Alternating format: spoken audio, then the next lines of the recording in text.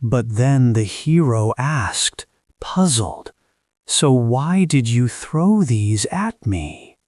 Hong Bong replied without hesitation, "You won, so take them."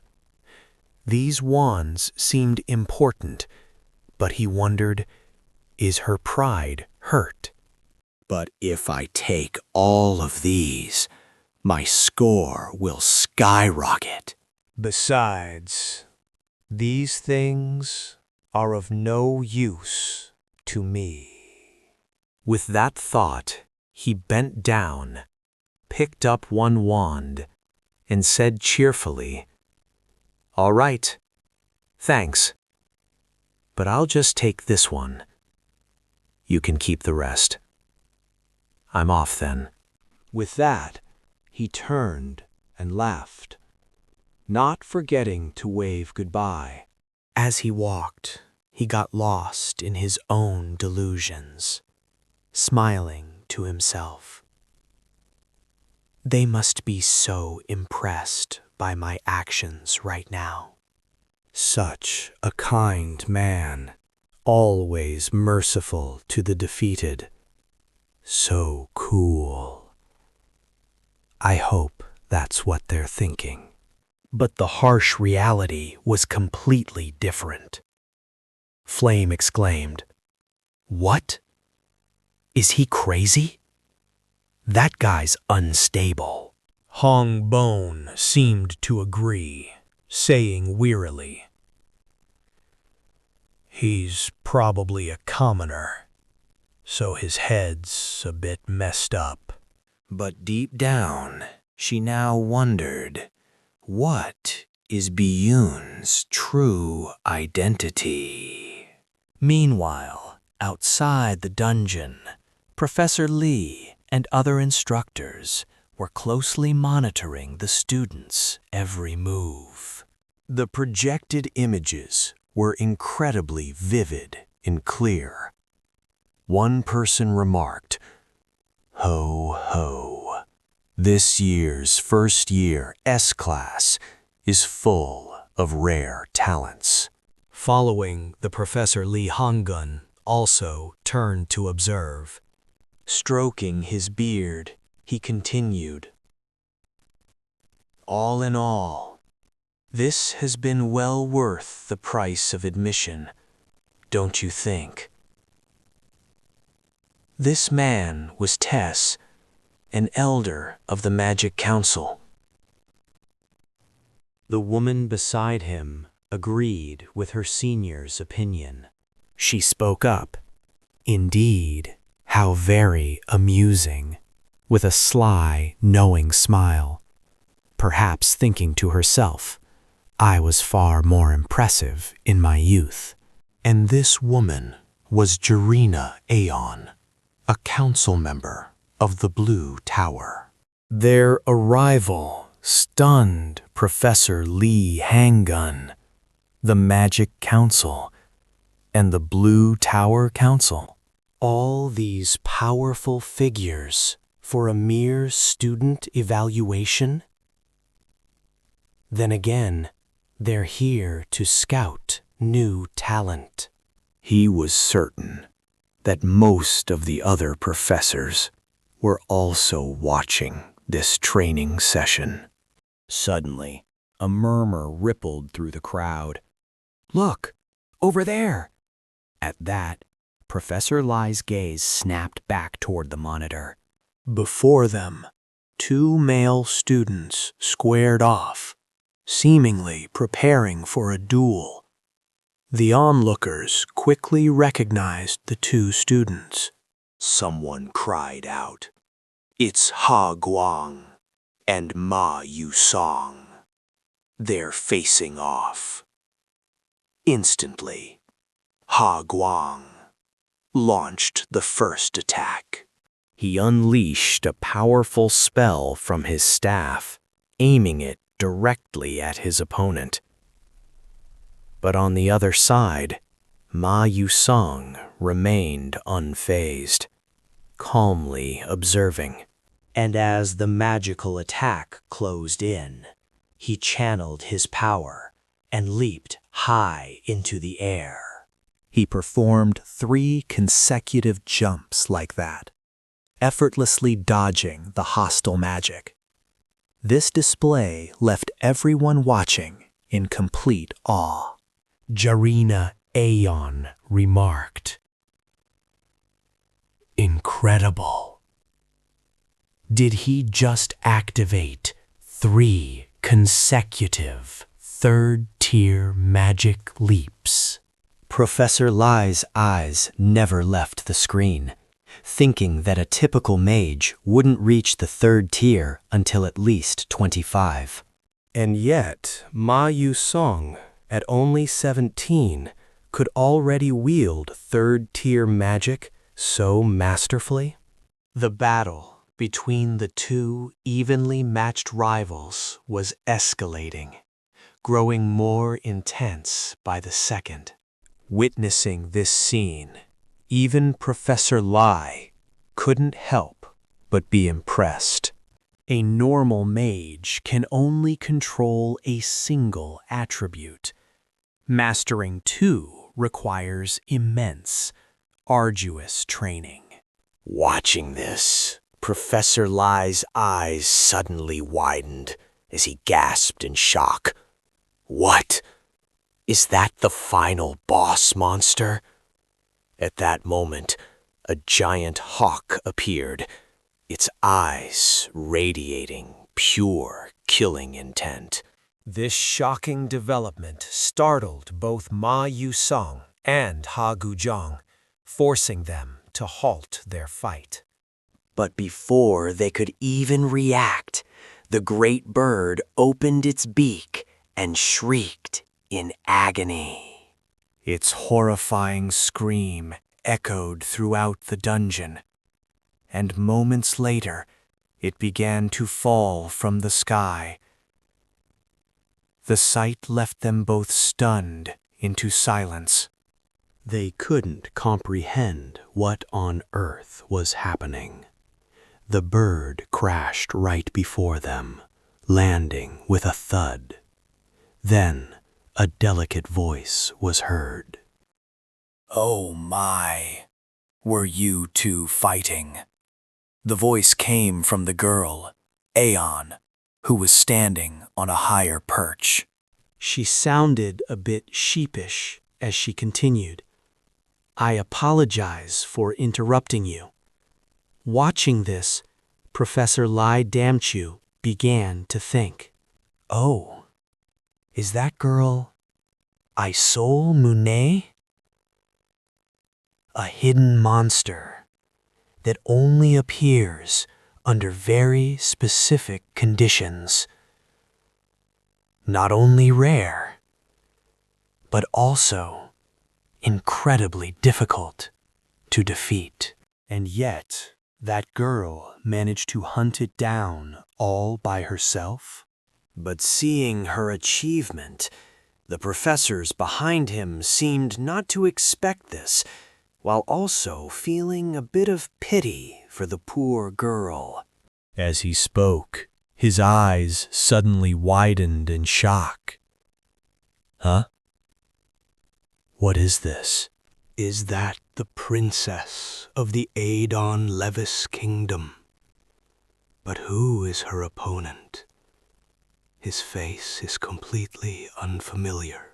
At this point, even Professor Lai couldn't maintain his composure, exclaiming, "What? Could that magic be blink?" For hundreds of years. Many scholars had attempted to control it, but they all either perished or were crippled, forcing them to abandon their quest. It was truly a magic that could not be easily controlled. Yet that boy wielded Blink as if it were one of his own limbs.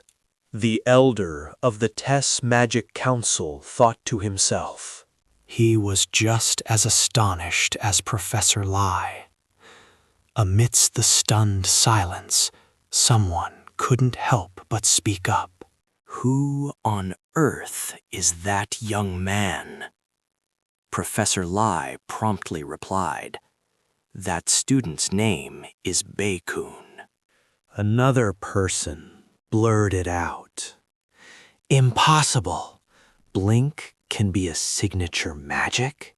This was on a completely different level from the innate talents of Ma Yu-sung and 𝐒𝐲𝐬𝐥𝐥.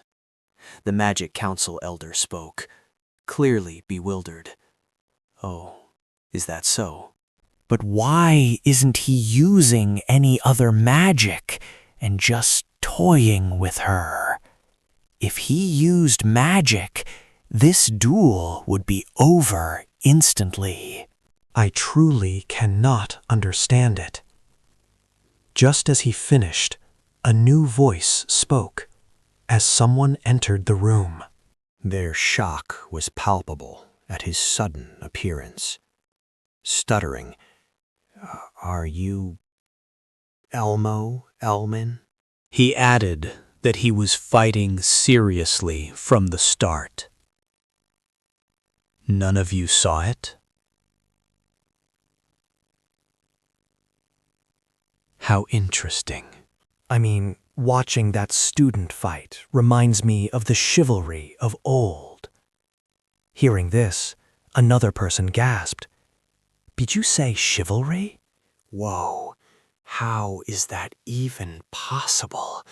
I can't believe it. And TL was just as stunned. He was also shocked, saying, You mean the knighthood that vanished along with cold weapons? For reference, cold weapons are those without gunpowder or explosives. But for a student this young, how could it be? Truly incredible. Professor Lai, still glued to the screen, finally understood. So that's it. Chivalry. Not bad at all. Chivalry refers to the fighting spirit of swordsmen in this magical world. Protecting the world long ago, a knight always fights evil with a blade. But fighting with a sword in an age of magic? That should be impossible. And yet, this student wielded his staff as if it were a true sword. What's more, if 𝐿𝐴𝐿min's hunch was correct, that boy is a truly rare talent. The headmaster of Stella Academy, the best magic school in the world. And 𝐿𝐴𝐿min is a powerful archmage. He is also one of the 10 great sages of the continent. If that was the great sage's judgment, then the first dungeon training had officially concluded.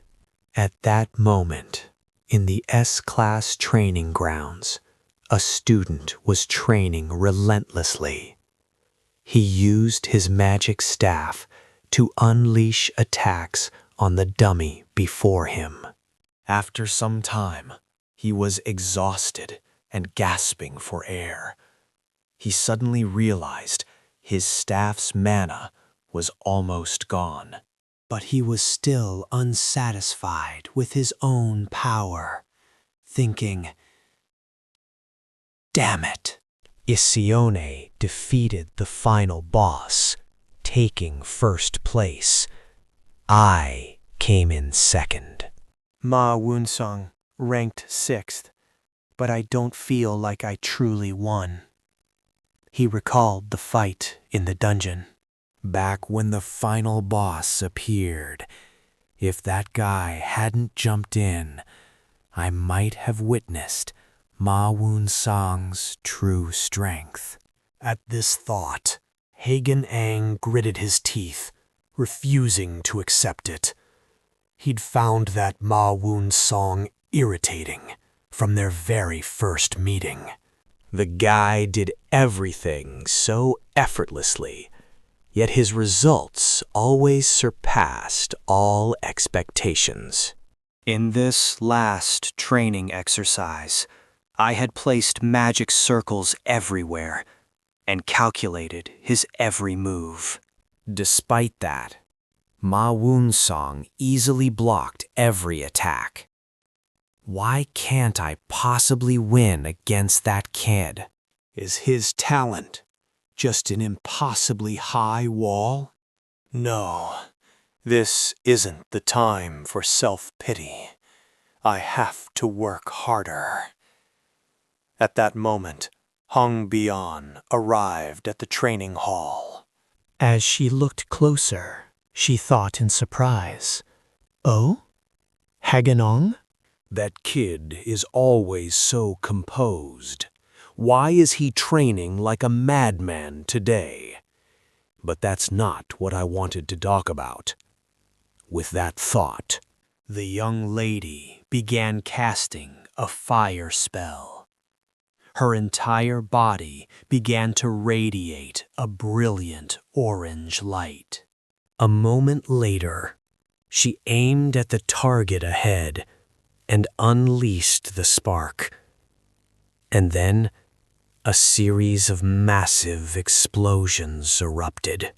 Was she venting her own frustrations with this insane training? As the flames raged, the explosions caught 𝐒𝐤𝐤𝐿's attention. The boy paused, turning to see who could create such powerful magic. Meanwhile, Hong Bian was still seething with frustration. I can't believe I only got 3rd place, even with extra points. The Queen Mother seemed pleased, but if I don't get my act together, I'll be punished. Damn it! That commoner is always acting so smug. Such terrible luck. As she finished her thought, she unleashed a powerful blast, and a blinding light erupted before her. Hong Bian was now exhausted, panting for breath. 𝐒𝐤𝐬𝐥 stood beside her, jaw dropped, his mind racing. Incredible! What's going on with the princess today? But whether it was because of her mood or not, the princess's magic was far more precise than before. I never knew Princess Hong Bian's flame magic was this destructive. How could she gain such fine control in such a short time? She thought. Damn it.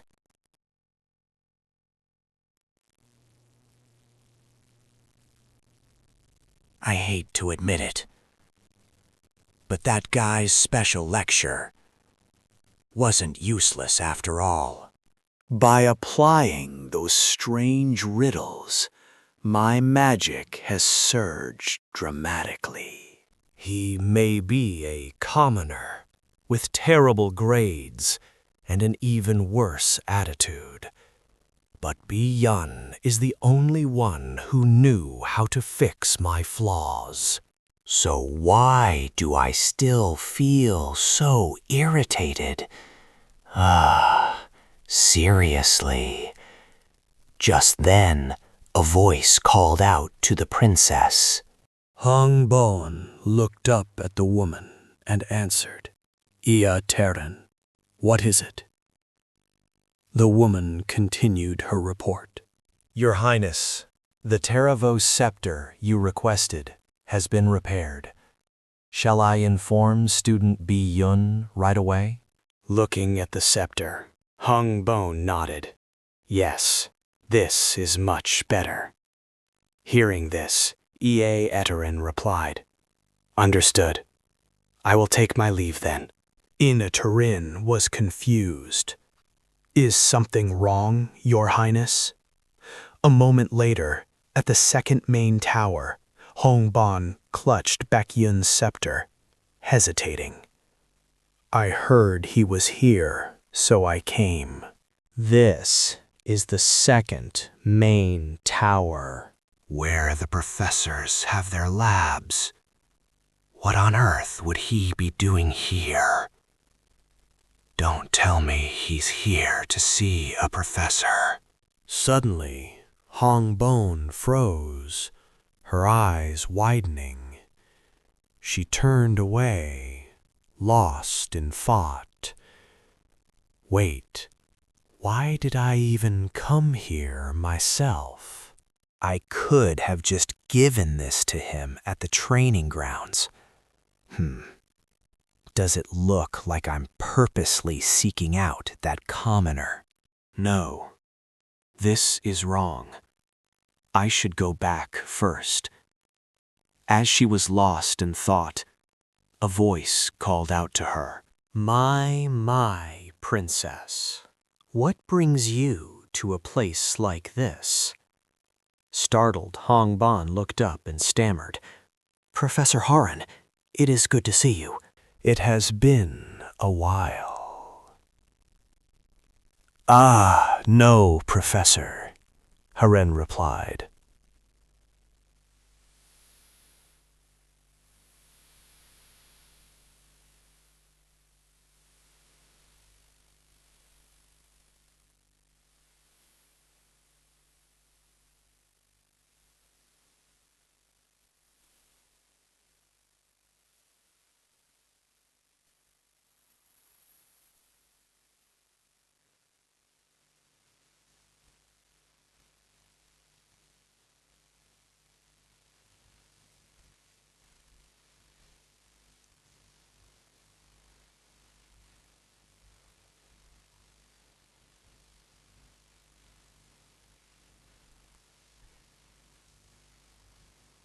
Yesterday. And yet you've already grown so much. Time flies. But what business brings the princess here today? Hongbone answered awkwardly.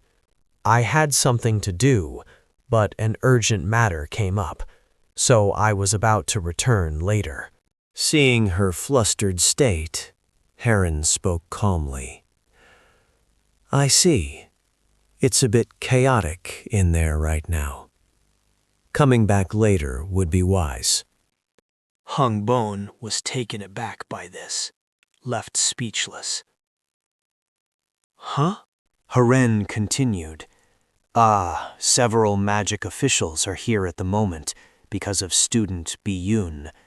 This news only deepened Hongbon's astonishment. Haran replied, "You are aware that student doesn't use magic, correct?" Hongbon answered with hesitation. "Yes, but inside, she felt a wave of sadness and shame. So the professor saw that match. After all, why did I have to show such a pathetic side to the teacher I respect the most? This is so humiliating." Haran noticed the change in her expression and offered comfort. "Princess, there's no need to blame yourself. Your opponent was also giving it his all." Professor Haran chuckled at her words. That's not it. It's because of his conviction." "His conviction?" Hongbon asked, surprised. "Indeed. After watching the training session, the headmaster believes that student is trying to revive the Knight's Path, which has long since vanished." Professor Haran explained, but this only made Hongbon more incredulous. "Professor, what are you talking about?" "Baek and the Knight's Path. How is that even possible?" As she said it, she froze for a moment. She remembered how Byun had fought her, thinking it's unbelievable. But it's true, he used his scepter just like a sword. He used nothing but that simple staff to shatter my protective barrier. And even this magic sword. The thought made her spirits sink. She stammered out another question. But if you don't use magic at a magic academy, you receive a heavy penalty, right? You get penalty points during practice, and so much more. Even though he achieved great results through Flash Step, he continues to push himself so hard. I can't believe that kind of conviction is real. With that, the professor bid her farewell and left, leaving Hong Ban standing there, lost in her own tangled thoughts. She thought that if anyone claimed to follow the knight's path, they'd obviously be laughed at. It was like a ridiculous joke in this day and age. It was truly laughable. And yet, was Baek Yoon genuinely pursuing this path, not as a joke? What are you doing here? Not only that, he was busy chomping on the 5th place prize, an Edwise jelly. Hong Bang's cheeks flushed bright red, but she quickly composed herself and retorted, I wasn't here looking for you. She confessed before he even asked, which Baek Yoon found amusing. Hey now, who said anything about that? At his teasing tone, Hongbone shot him a glare as sharp as a blade. This immediately silenced our main character, who didn't dare say another word. Seeing the box, the main character was ecstatic, his eyes shining. Oh, Terry Vosal, thank you so much. He opened it to check, his eyes widening in pure astonishment. Gazing at the gleaming sword, he thought, wow, the invisible sword. Adon Liss's skill is truly top tier. Helping the princess was the right call. I could never afford this with my current money. With this in mind, he asked, Can I keep the box? His intentions were clear. This would fetch a good price. Hong Ban simply replied, As you wish. Hearing that, Baek Yoon rejoiced. Yes, I'm rich again.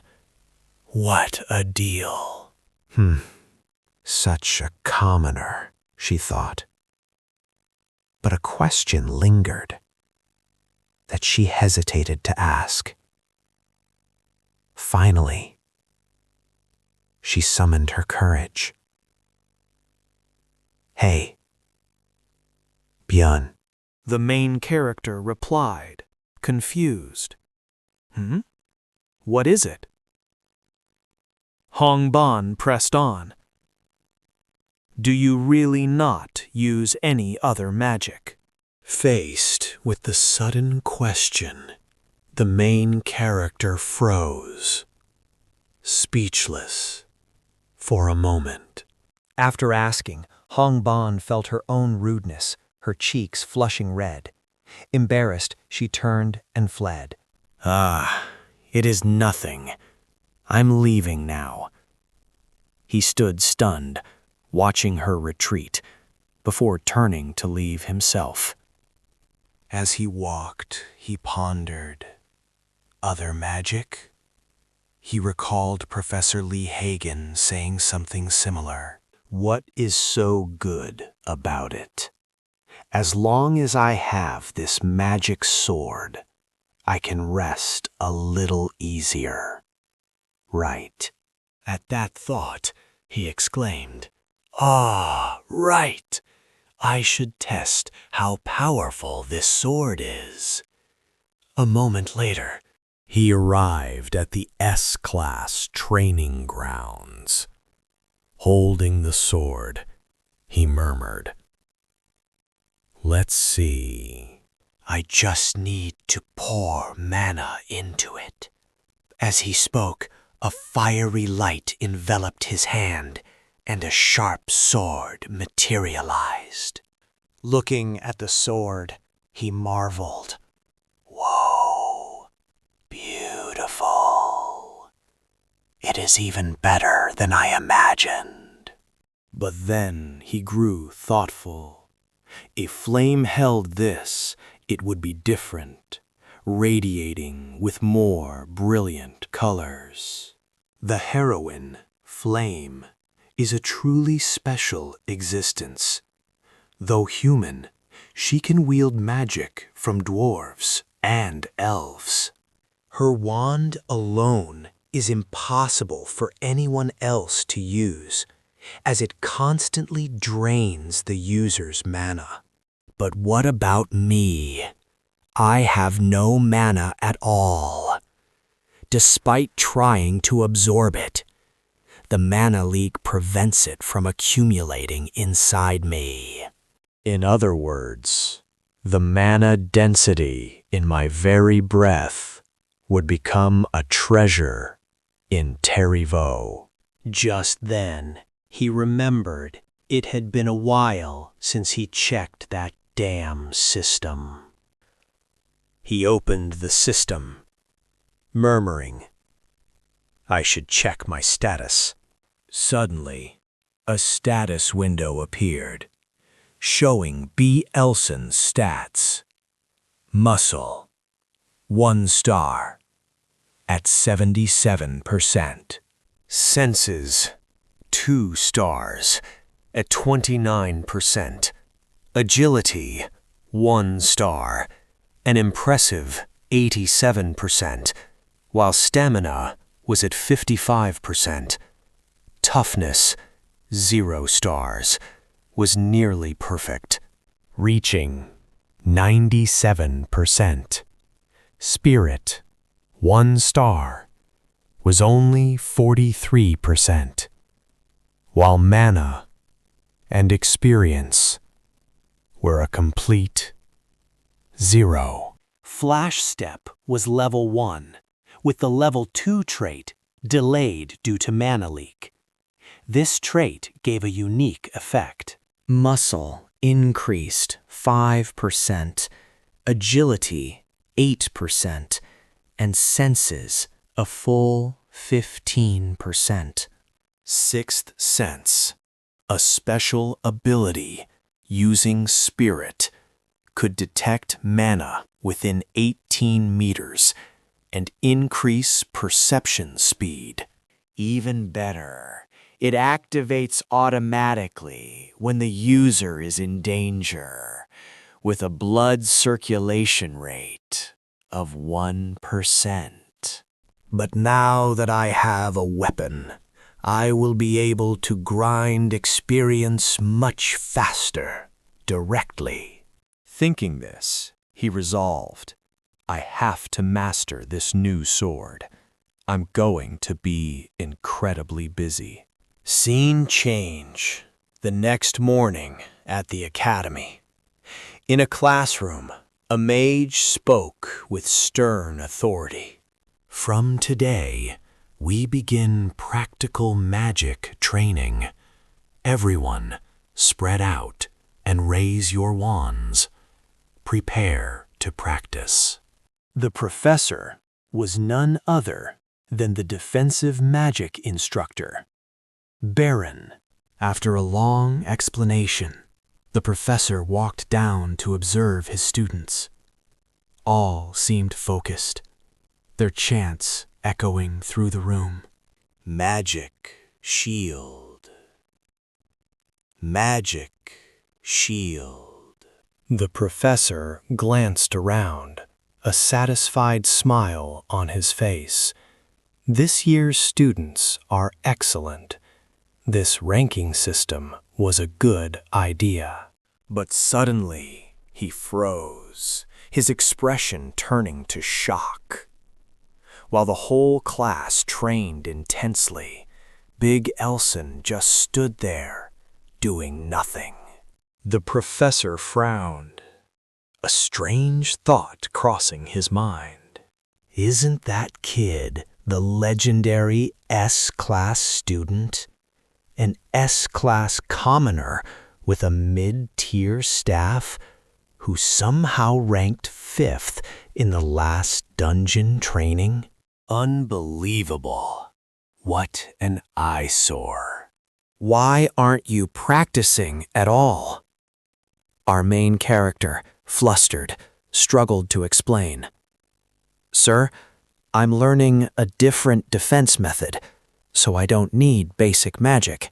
Hearing his answer, the professor spoke again, his voice laced with curiosity. Oh, is that so? I'm curious about this other method, he said. But inwardly, he was seething. What an arrogant brat. It'd be one thing if it were Princess Hongban, using Adolovit's inherited magic. This kid has some nerve. But rumor has it, Big Elson only knows Blink and no other magic. This should be fun. With that, he flashed another fake smile and spoke up. Oh? Then why not demonstrate your overpowered defense skill for the others? It would be a real eye-opener. Your opponent will be... He paused for a moment, glancing back before continuing. Your opponent will be Moso from Class B. What do you say? While waiting for Big Elson's reply, the professor schemed.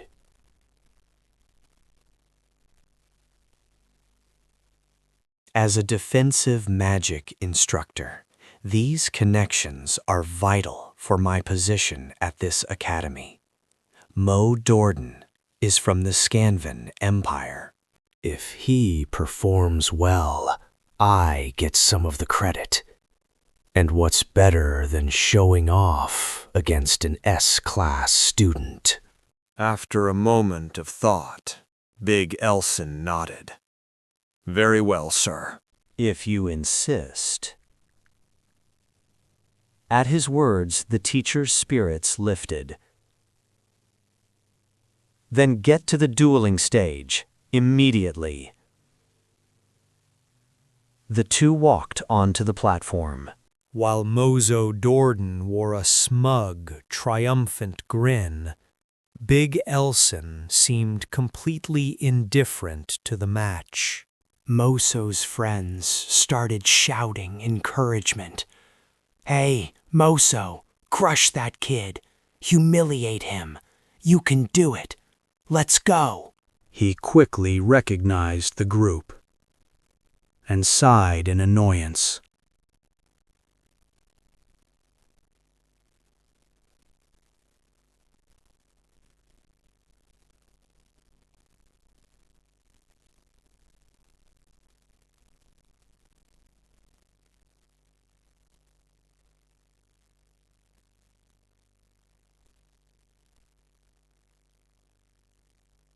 What is this now? A closer look revealed they were from US and Jiden's gang, just a bunch of delinquents. But whatever. This is a required class, and there's nothing to do if I can't use magic. If this is what you want, then I'll play along. Come to think of it, Professor Barron's nasty reputation has been around since first year. How ridiculous. After a moment, a meaningful smile crept onto his face. I might as well use this chance to test my training results. Not a bad idea. The professor solemnly announced. This match will be attack versus defense. No other magic is permitted. At this, Moso took a defensive stance, ready for battle. The students below began to whisper. Hey, Moso's got this in an attack, right? Defense is just defense, after all. I heard he learned Earth-type attack magic. He'll be tough to break through. Yet, Prince Jeremy Senvan appeared perfectly calm, observing intently. The professor's voice rang out again. All right, prepare to begin. A massive boulder materialized from air. Seeing this, the students below turned pale. My God, that's a Tier 2 spell. In basic magic practice, it's an unwritten rule to only use Tier 1 spells. Moso was boiling with rage, thinking, damn you, arrogant S-class punk, take this. As he finished his thought, Moso roared, Dordan's boulder. The rock shot forward instantly. The power radiating from the boulder was incredibly immense. But Big Elson didn't back down, acting swiftly. He channeled mana into his staff, and in an instant, a sword appeared. Without a shred of hesitation, he swung the sword forward. The slash seemed light, but its power was not to be underestimated. The boulder his opponent created was shattered into dust by Big Elson's slash. Even the professor was frozen for 5 seconds, utterly speechless. Prince Jeremy Scanvon seemed unsurprised, but Moso was shaking in shock, stammering, What? No, no way. My magic, it disappeared. The harsh truth was that Big Elson had just obliterated it, my friend. Ha ha ha ha. The students below were also buzzing with amazement. One person spoke up. Did he just cut magic? With a sword. While the others were baffled. Had the magic truly vanished? It made no sense. But the one most heartbroken now was surely the professor. He pondered with a troubled expression. It can't be. A single slash couldn't just erase it so absurdly.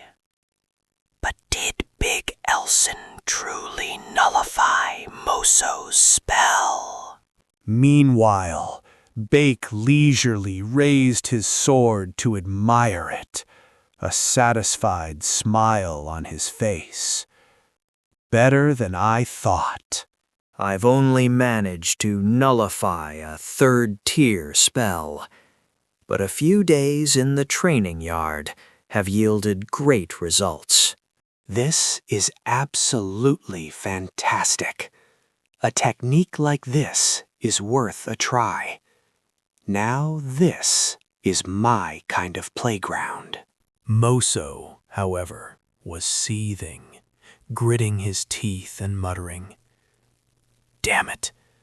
How dare a commoner block my magic? The professor calculated in his head. If Moso loses here, it will be hard to explain. I can't just stand by and watch. With that thought, he spoke up. Baek Elson, I admit your defensive method is something else. But that method can only stop one spell at a time. It has its limits. For instance, what if you were attacked by a large number of spells at once? His words sounded like he was feeding Moso a strategy. He quickly caught the professor's hint and flashed a treacherous smile. Belson thought to himself, "This old man loves to spout nonsense." Suddenly, his eyes widened in shock. On the other side, Moso had already acted, creating even more stone projectiles. A truly formidable opponent. Instantly, he directed all the stones towards 𝐵, unleashing an overwhelming torrent of magic. Seeing this, the students buzzed with alarm. Isn't this going too far? He could get hurt. Why isn't the professor stopping this? Elson's eyes widened in shock, watching the barrage of stones of all sizes hurtling towards him. The main character calculated quickly. There are 11 stones in total. If I can't blink past them, I have no choice but to block them all. Just as he finished his thought, the stones were upon him, closing in on 𝐵. Witnessing his advanced magic being so easily neutralized by Big Elson, Moso's surprise turned into absolute fury. He ground his teeth in rage, exclaiming, "What?" Inside his head, he roared with frustration. My strongest magic was blocked that easily? But how? By what unholy power could a disgusting commoner achieve such a feat? Damn it all, I'm losing my mind. On the other hand, someone else was on pins and needles. Professor Barron thought bitterly, "Damn it, what is this?" Over here, 𝐵 himself was a little surprised by his own magic. He exclaimed, "I just tried what I saw in the game, but it seems it's not bad at all. Pretty effective, huh? This is a technique called panning.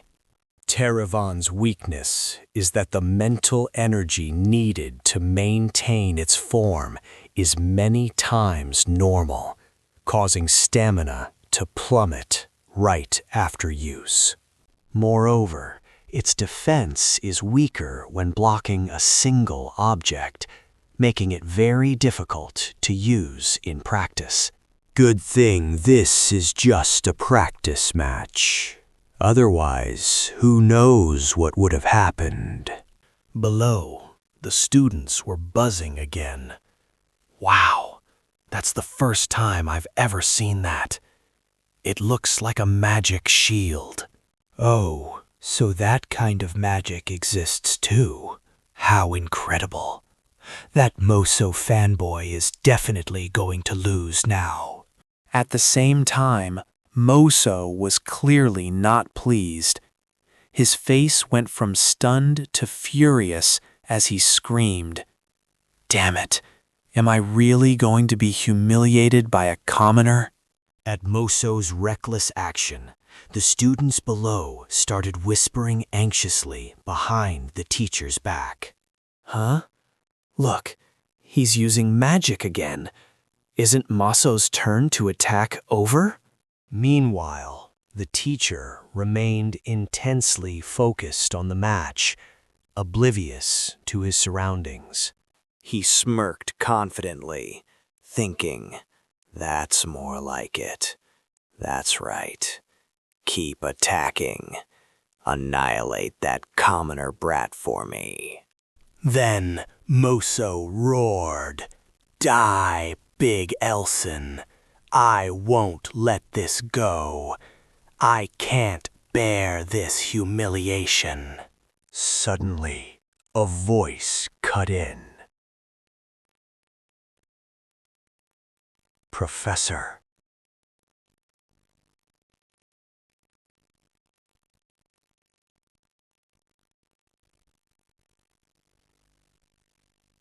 While the teacher was still reveling, he was startled and turned around in surprise.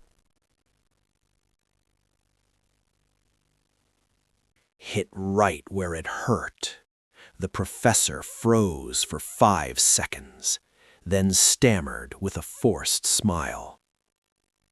"Well, about that." At the same time, the students also began to bombard the teacher with pointed questions. Hey, isn't this a basic first-year math? He could have been gravely injured. Isn't this over?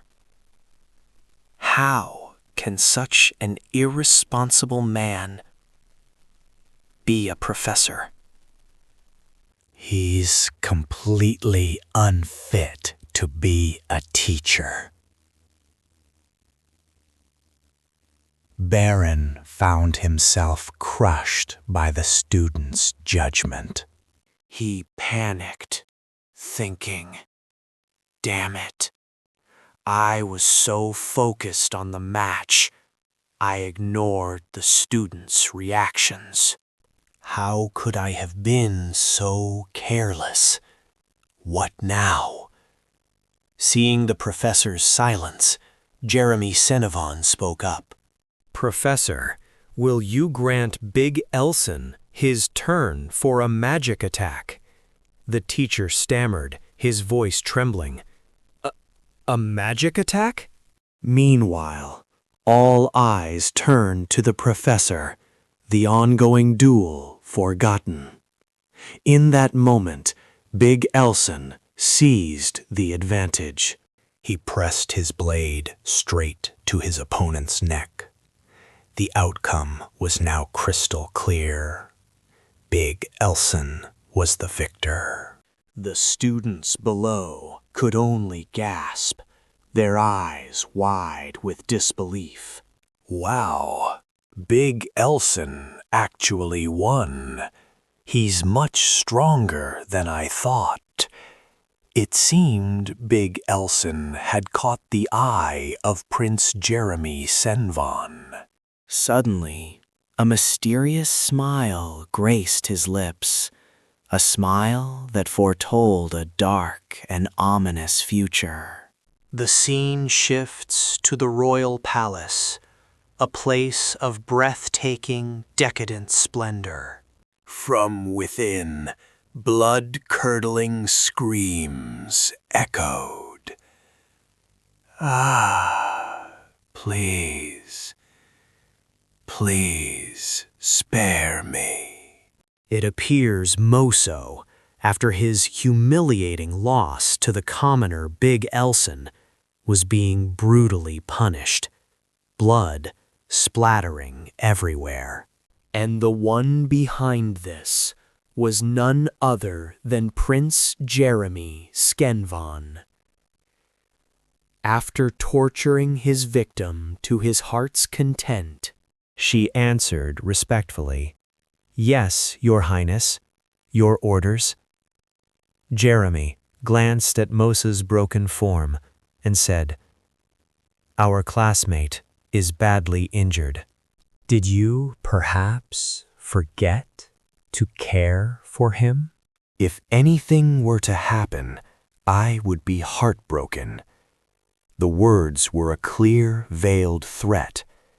Take care of him, or face a terrible end. Verizon replied hastily, "Yes, I understand. Rest assured."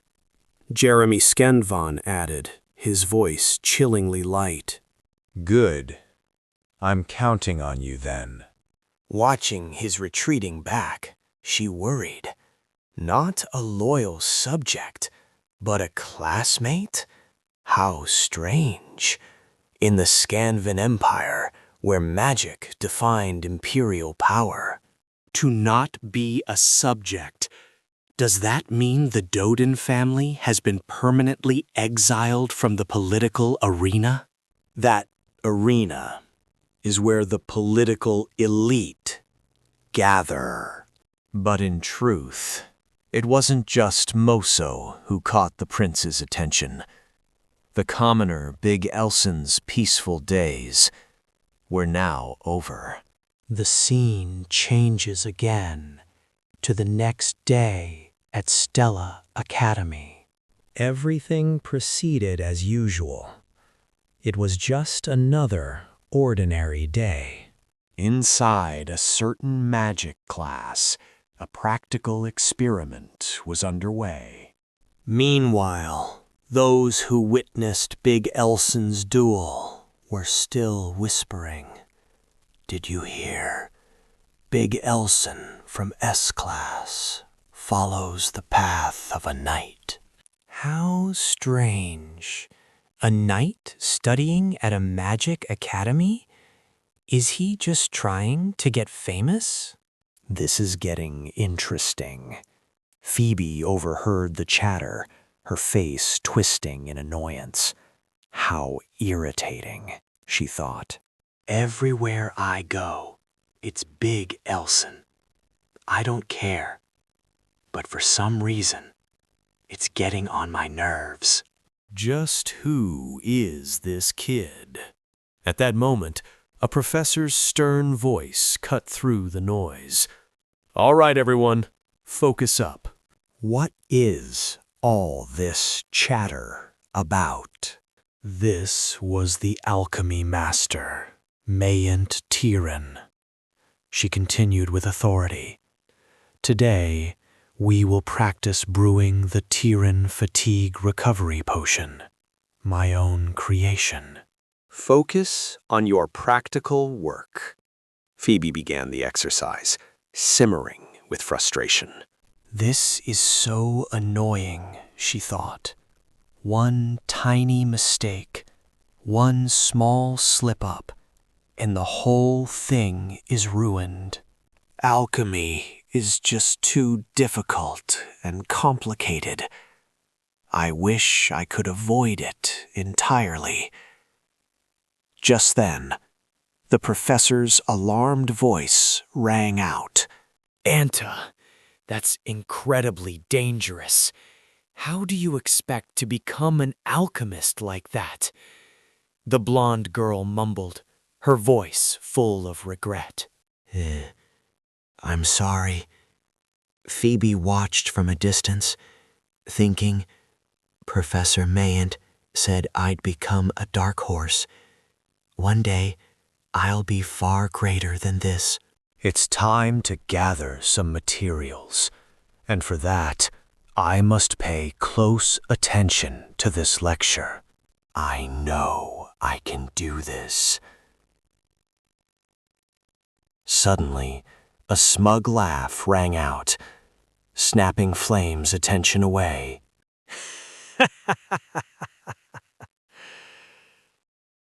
A triumphant laugh escaped B. Elson's lips. Perfect. This is definitely it. Flame grimaced, her expression souring. Bell Elson again? Is he insane? What's with that creepy laugh? I first thought he'd joined this class for yawn, but now he just seems like a creep. What in the world am I even witnessing? And with that, the girl let out a long, weary sigh. Well, it's none of my business. I'll just find more ingredients. A while later, perfect results began appearing, one by one. It's a good thing my academic scores are high, so I finished this quickly. I wonder how Yeon is doing. Seeing Yeon still focused on her practice, Flame felt relieved. It's good that she's progressing normally. But wait a second. Normally, if I recall the original story, Jan was supposed to find Mayela's magic notebook by chance. Doesn't that mean this class is where she's supposed to create a version of the 𝐇𝐮 fatigue recovery potion? Then why did she end up with such a plain, ordinary potion? Baek Yoon-sung calmly replied, because this method yields a better result. The professor, startled and confused, stammered, but the result is the issue. This is completely different from the fatigue recovery potion I instructed you to make. And when Flame saw the vial, she couldn't believe it. Her eyes widened in shock as she thought, what? That high-grade potion. Jan was supposed to create that. How could Big Elson make something so extraordinary? The professor tried to keep a level head, to stop from overheating. She put a hand to her forehead, muttering in defeat. No, you can't do this. This attitude is completely unacceptable. This is exactly why commoners can never amount to anything. And those very words became the undying trauma for Jan after losing her family. It was a shadow that haunted her until the very end of the story. If B. Elson knows this, is he drawing Professor Mayen's criticism to protect Jan? Professor Mayen has major influence within Stella. If she holds a grudge, his academic performance will be significantly affected. You've got to be kidding me. Why would that kid go to such lengths for Jan? Risking it all for a girl is a terrible way to go. At the same time, Professor Mayen exploded with rage, her voice full of fury. Baek Elson, what is this insolent attitude? Did your parents teach you nothing? He thought, his face falling. Ah, I forgot. I was so lost in alchemy that I overlooked this problem. How could I have been so foolish? And so, the main character spoke quietly, his voice a mere whisper. I don't have any parents. And I don't have any relatives? Manine's face flushed, her anger boiling over. So you think you can just ignore my authority? Are you trying to show me up? Baek Elson thought to himself. Well, I'm already being scolded, so what's done is done. Oh, that's right. Tomorrow, I'll try combining 𝐸𝐮𝐲 and 𝐒𝐲𝐬 Poon. The result will surely be even better than today's. And so, weeks passed, but the war of words between them showed no signs of stopping. Professor Mayen growled. How many times have I told you? Upon hearing this, the professor looked like her head might explode from rage. What? You brat! Instantly, Baek Elson activated his monocle, beginning his analysis of the professor. A notification appeared immediately after. Mayen 𝐇𝐮, Dark Magic Corruption, 21%. Feelings, inferiority, jealousy. Dark magic contractor. Alchemy professor. Chapter 8, boss. Demonization confirmed. After reading the info, the main character watched the professor tremble in fury, a mysterious smirk on his face. Good. Everything is going according to my plan. The Chapter 8 boss, corrupted by dark magic. She is one of the villains who couldn't overcome her own emotions and became a demon. If the corruption exceeds 90%, she will transform completely. When the corruption level is below 50%, it cannot be detected by magic. The professor's current level is 21%. Since I can't prove or report that she is a demon, my only choice is to provoke her past 50% and alert the demon-slaying squad. If it were a typical case of demonic corruption, there would be a way to turn back before being fully consumed. But Mayan is a dark magic contractor who made a pact with the darkness of her own free will. The black mage's seed has sprouted. There's no turning back now. The fourth act hasn't even begun, but with a boss this strong, I must prepare. Change your attitude, or you'll never pass my alchemy class. The main character sighed. It would be better to have no grade than this. If I draw too much attention, will there be any backlash? Maybe I should train my muscles while doing homework. I have to make this old hag furious. A moment later, Professor Mayan divided the class into small groups. Standing before his new group, our hero buried his face in his hands. I can't believe the practical exam is a group project. Damn it! This is maddening. It seemed no one was happy to be grouped with Ed Roscoff. Every single face had crumpled like a wet paper towel. Yone was no exception, a wave of bitter disappointment rising within her. Seeing the tense atmosphere, our hero thought awkwardly, "Oh man, look at this mood.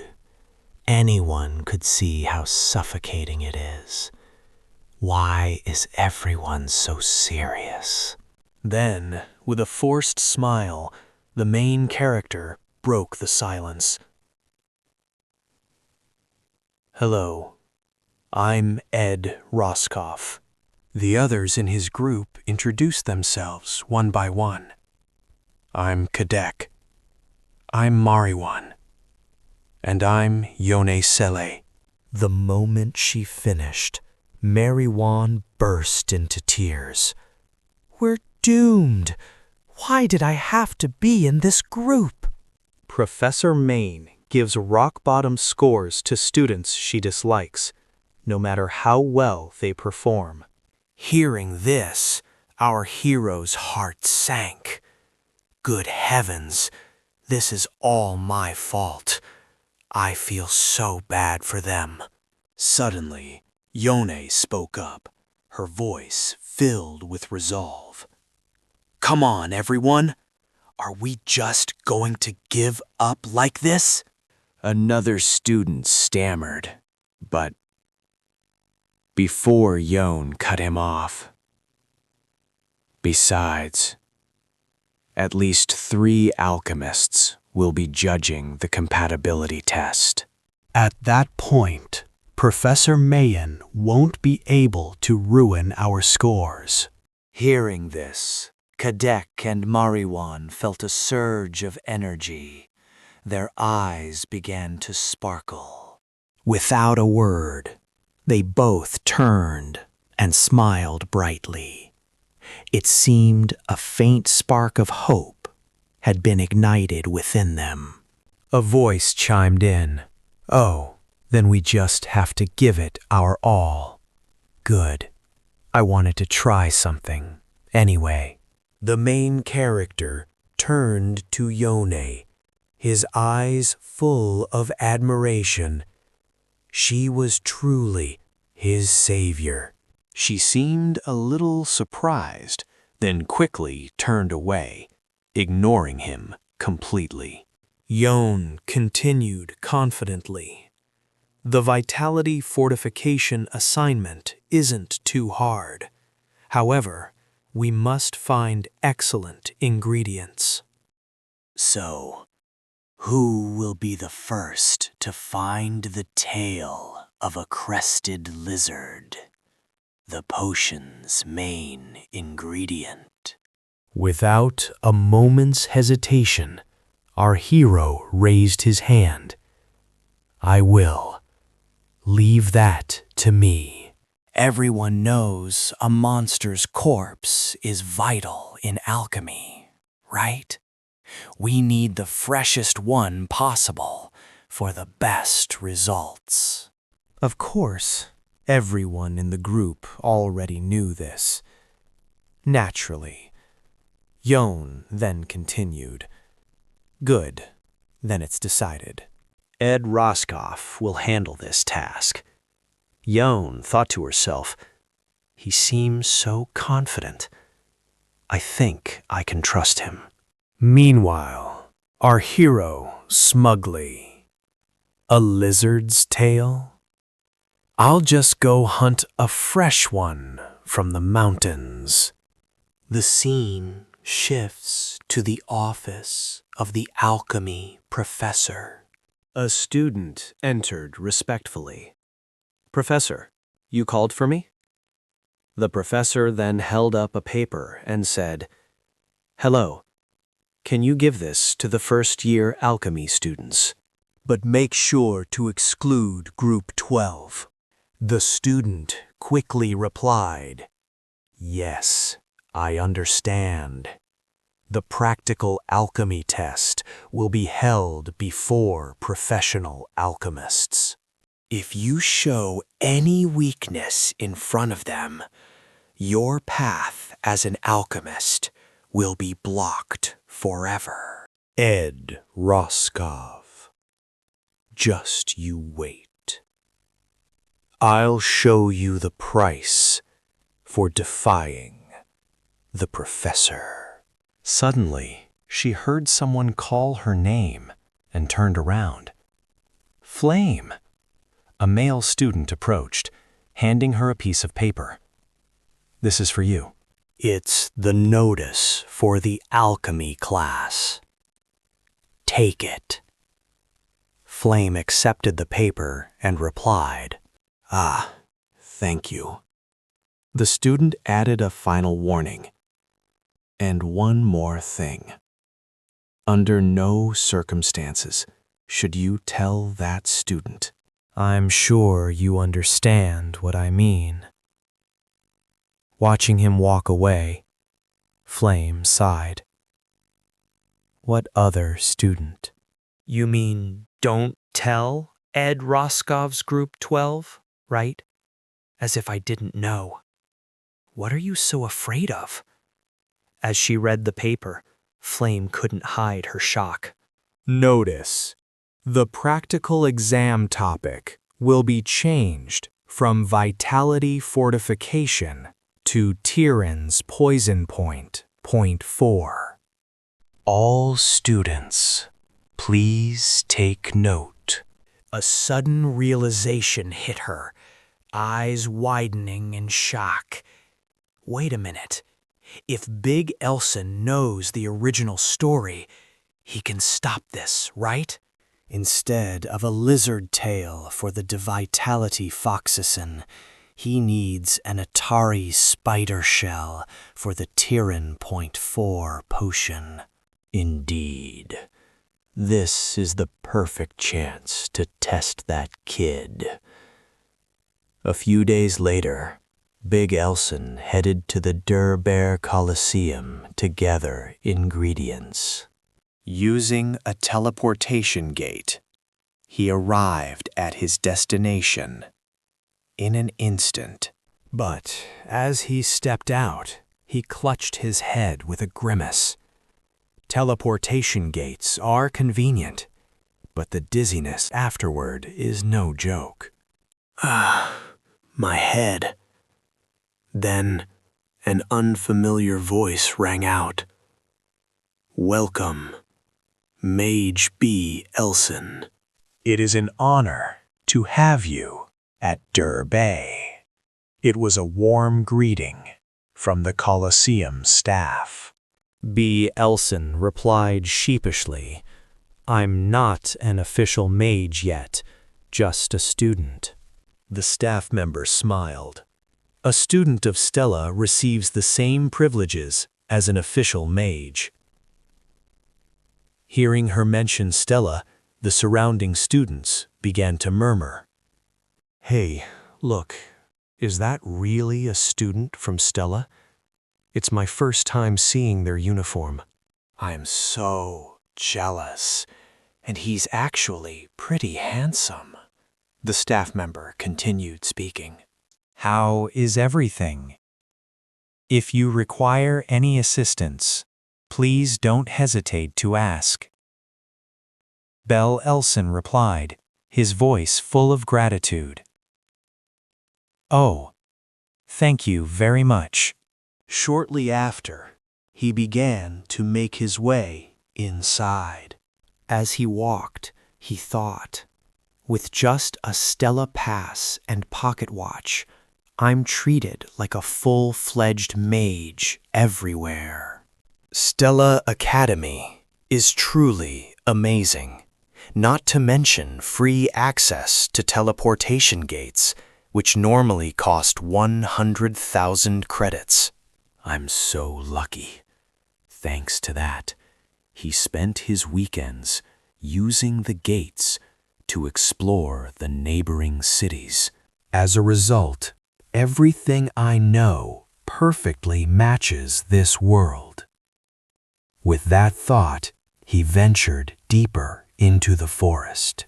He scanned his surroundings, observing carefully, before muttering, This should be the place. Today's target is a level 2 fire lizard. While their strength and physique are only slightly above a normal beast's, They possess high magic resistance and incredible speed.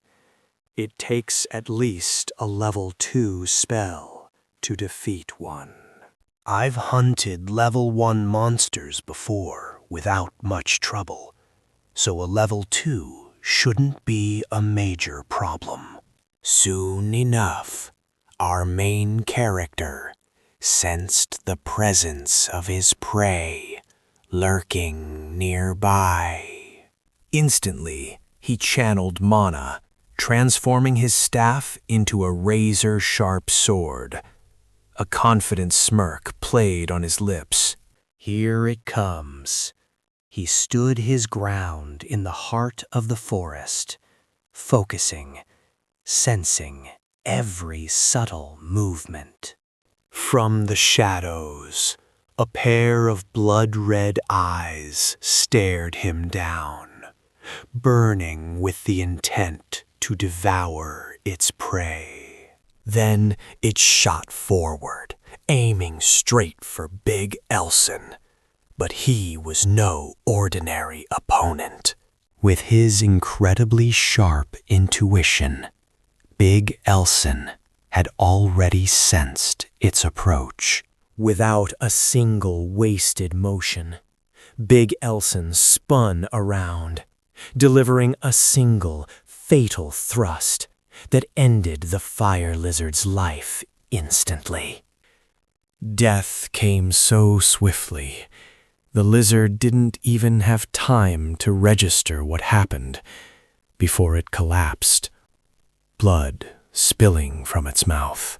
Life is full of surprises, isn't it? Our protagonist glanced coldly at his handiwork. Not bad at all. One down. Clean and simple. He stood proudly and declared with flair, "That's one. Now, who's next? I'll take you all on." Suddenly, the scene before him left him completely stunned. A whole swarm of fire lizards was crawling towards him, and every single one looked fresh and prime for the picking. The main character let out a wicked grin, his voice filled with excitement. "Now then, shall we begin harvesting ingredients?" With that, he charged forward, plunging into the fray. You can probably guess how that turned out. The results were even better than he could have ever hoped for. And finally, the day of the practical exam arrived. Jan's eyes went wide with shock. "They're so fresh," he exclaimed. B. Elson replied casually, his tone smug. "Of course. Who do you think I am?" Jan sighed, a little exasperated. "All right, you're being ridiculous. At least you know how to pick good ingredients." Our hero shot back a simple reply. "If you know, then be quiet." Jan's face lit up with excitement. Great. All we have to do is combine them, and we're done. Let's do this. At that moment, every team member's eyes gleamed with anticipation. Just then, the alchemy professor, Manhwa, broke the silence. "It seems everyone has gathered." Standing beside her were 3 other alchemy professors, who would also be grading the students today. Professor Main continued, her voice filled with authority. "As previously announced, today's exam will be conducted under the observation of alchemists from the Alchemist Association. Impress them, and your future as alchemists will be wide open. So, why the delay? Let's begin. Today's exam is the Type B, 𝐇𝐮 supplement." Hearing this, Elson's group went pale, their eyes wide with shock. What in the world? Is she trying to screw us over? Professor Mayen continued, her expression icy. "You have all prepared your ingredients, correct?" Yasin's voice trembled with panic. "Forgive me, Professor, but we thought the test was on resistance potions." The classroom air was thick with tension. When Professor Mayen smirked. "Indeed. But I already announced the change, didn't I? The topic is now the 𝐇𝐮 supplement. Right, everyone?" It was true. News of the change had spread everywhere. But tragically, only Bu Young's team remained in the dark. The sting of being ambushed was etched on their bitter faces. A razor-sharp thought cut through Bu Yang's mind. She's playing dirty. I'll be fine. but it's a disaster if the others fail because of this. He searched his memories. Was this absurd twist even in the original story? At that moment, Flame's gaze fell upon his team, and she froze. A pang of guilt struck her, and she quickly averted her eyes. Her obvious discomfort only confused Boo-young more, as Flame wrestled with her conscience. What is going on? Could he really not know about this major change to the original plot? And if he knew, why didn't he do something to stop it? As chaos brewed, Professor Mayan fanned the flames with a mocking tone. Student Yeel, did you prepare the wrong ingredients? Yeel was so flustered she was tongue-tied, with no idea how to respond. Seeing this, the professor's expression soured as she pressed on. For an alchemist, a seeker of truth, to mistake ingredients and lose their objective is simply unacceptable. She then offered a wicked smile and delivered the verdict. It seems there's no other choice. Group 12 will be eliminated. Hearing this, Boo-young could no longer stay silent. He raised his hand, his voice firm. Wait a moment. What's so difficult about making a 𝐇𝐮𝐧𝐤 supplement? His bold declaration left Professor Mayen completely stunned. But Boo-young remained coolly confident, declaring, "I will create it with different ingredients and with an even better effect than yours, Professor. That is my way." Deung's arrogant confidence fueled the professor's fury. She was seething, but utterly powerless. She couldn't lash out, and she certainly couldn't punish him.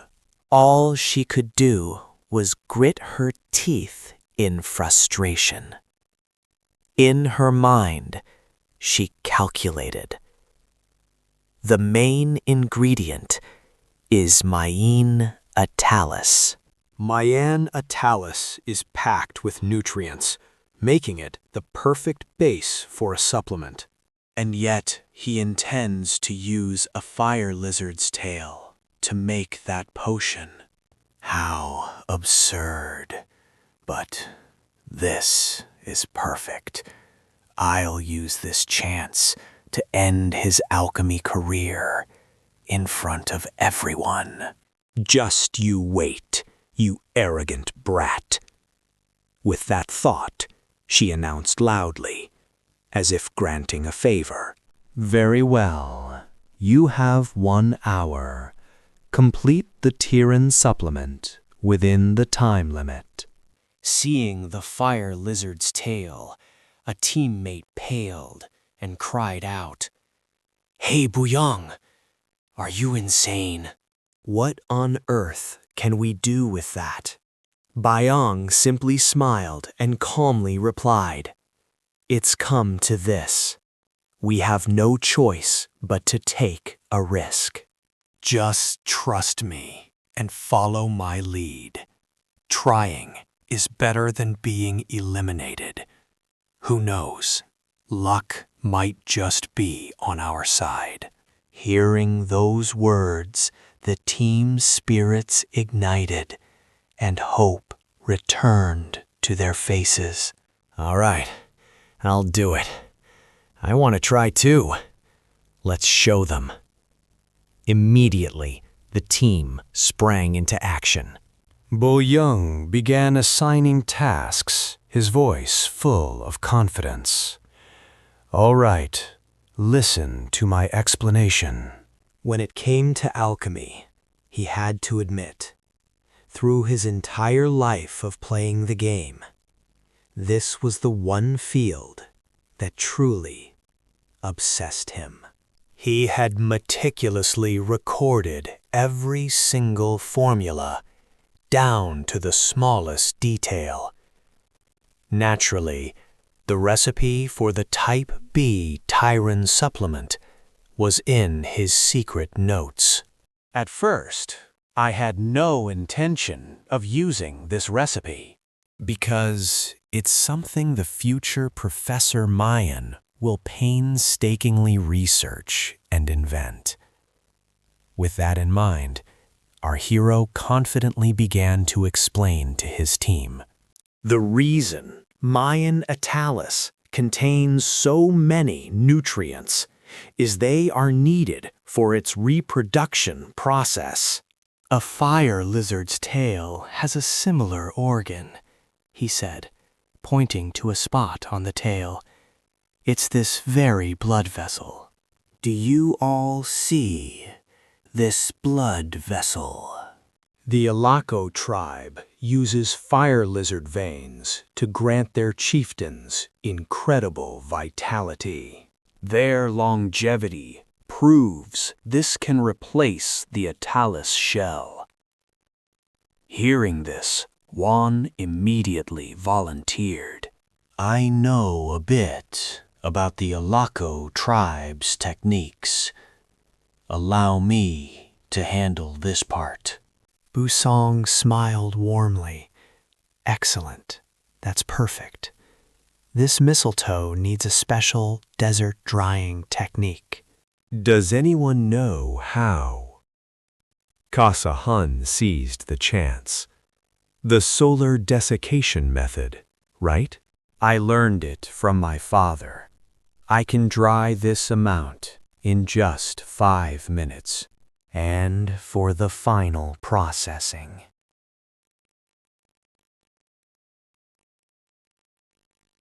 Before Busong could finish, Eel stepped up. Leave it to me. The main character gave a faint smile. Then I'm counting on you. Immediately, the team began. Their focus, absolute. Each member moved with purpose, pouring all their effort into the task. Their only hope rested on the outcome of this exam. No one dared to falter. Seeing their dedication, Busong smiled faintly. They're all quite skilled now, far beyond my expectations. All right, he announced with resolve. Let's begin the synthesis, exactly as I instructed. Let's go, everyone. Moments later, Professor Mizzen was completely stunned, frozen in place, and unable to even blink. The cause of her speechless shock was the potion created by Busong's team. Busong stood confidently. Professor, this is a Type B 𝐇𝐮𝐧𝐭𝐞𝐫 supplement. Please, inspect it. The other alchemists were aghast, whispering amongst themselves. Incredible. Did those kids actually do it? Meanwhile, Professor Myzin was already seething with rage, silently cursing. How absolutely ridiculous. It took me years to create a 𝐇𝐮𝐧𝐭𝐞𝐫 supplement. How could these brats succeed so easily? How could it be finished so simply? Yet another professor spoke with curiosity. Let me check it first. With that, she held a hand over the vial, slowly absorbing the essence into her body. Instantly, A rich energy radiated from the potion, making her eyes widen in utter astonishment. In all her years, she had never witnessed such a miracle. A fellow professor inquired, "What are you doing?" The professor who tested it regained her composure. While there are some minor flaws, And materials were wasted. Its potency surpasses my own 𝐇𝐮𝐧𝐤 supplement. Hearing this, everyone's eyes lit up with excitement. The result was far more miraculous than they had ever hoped. Fortune had truly smiled upon them. A genuine miracle had occurred. The other professors tested it one by one, their praise unending. Outstanding. You young people possess such novel knowledge. Meanwhile, in a dark corner, someone was trembling with rage. By now, Professor 𝐒𝐻𝐧 was seething, utterly powerless to act. She couldn't stomach this harsh reality. Professor 𝐒𝐻𝐧 snarled, "Give it here. I will verify it myself." She snatched the supplement created by 𝐒𝐮 team. Suddenly, she froze. Her eyes widened, her mouth agape in disbelief. Deep down, she refused to accept the truth right before her. She thought, with a voice full of doubt, "This can't be. There's no mistake. It's a flawless 𝐇𝐮𝐧𝐤 supplement. No, impossible. How did they create something superior to mine in so little time? How could something so absurd happen? No matter. In the end, I am the one giving the grade." Don't think you've won. I'll just fail them for lacking the proper ingredients. With this thought, the alchemy professor 𝐒𝐲𝐬 prepared to deliver her final verdict. The inspection is complete, but her scheme was interrupted by the professor standing behind her. A score of 12A seems far too low. Professor 𝐒𝐻𝐧, wouldn't you agree? Hearing this, 𝐒𝐻𝐧 ground her teeth, cursing internally. Damn it, why are these old fools here? She had no choice but to swallow her pride and announce the results. Group 12 passes. 𝐒𝐻𝐧's team erupted in absolute joy. Their tense weight exploded into overwhelming happiness. We did it! We actually succeeded. And just like that, 𝐒𝐻𝐧's team had brilliantly cleared this difficult practical exam. A certain someone looked ready to have a stroke. Professor 𝐒𝐻𝐧's face was a mask of bitter resentment. A pathetic sight. But who really cares? I'll deal with you later. Just you wait, 𝐒𝐻𝐧. Meanwhile, Professor 𝐒𝐻𝐧's dark corruption rate was climbing, signaling an impending disaster. A few days later, at the exclusive S-Class training grounds, the young warriors were training intensely. After a grueling session, Flame was completely out of breath. Finally done. I survived, only to go back to studying. I'm just living the dream. Abruptly, she froze, her eyes locking on to a scene in the distance. as a conversation drifted over. It's okay, Shuang. You did great. Right now, you're better than the princess, so don't cry anymore. Following Flame's gaze, a group was comforting Shuang, whose red hair stood out vividly in the crowd. Flame thought to herself, a knot of unease tightening in her stomach. That girl is known as a fire magic genius, but her progress is terrifyingly fast. I've trained for so many years, yet sooner or later, the princess will surpass my control. Overhearing this, Flame was thunderstruck, her mind reeling.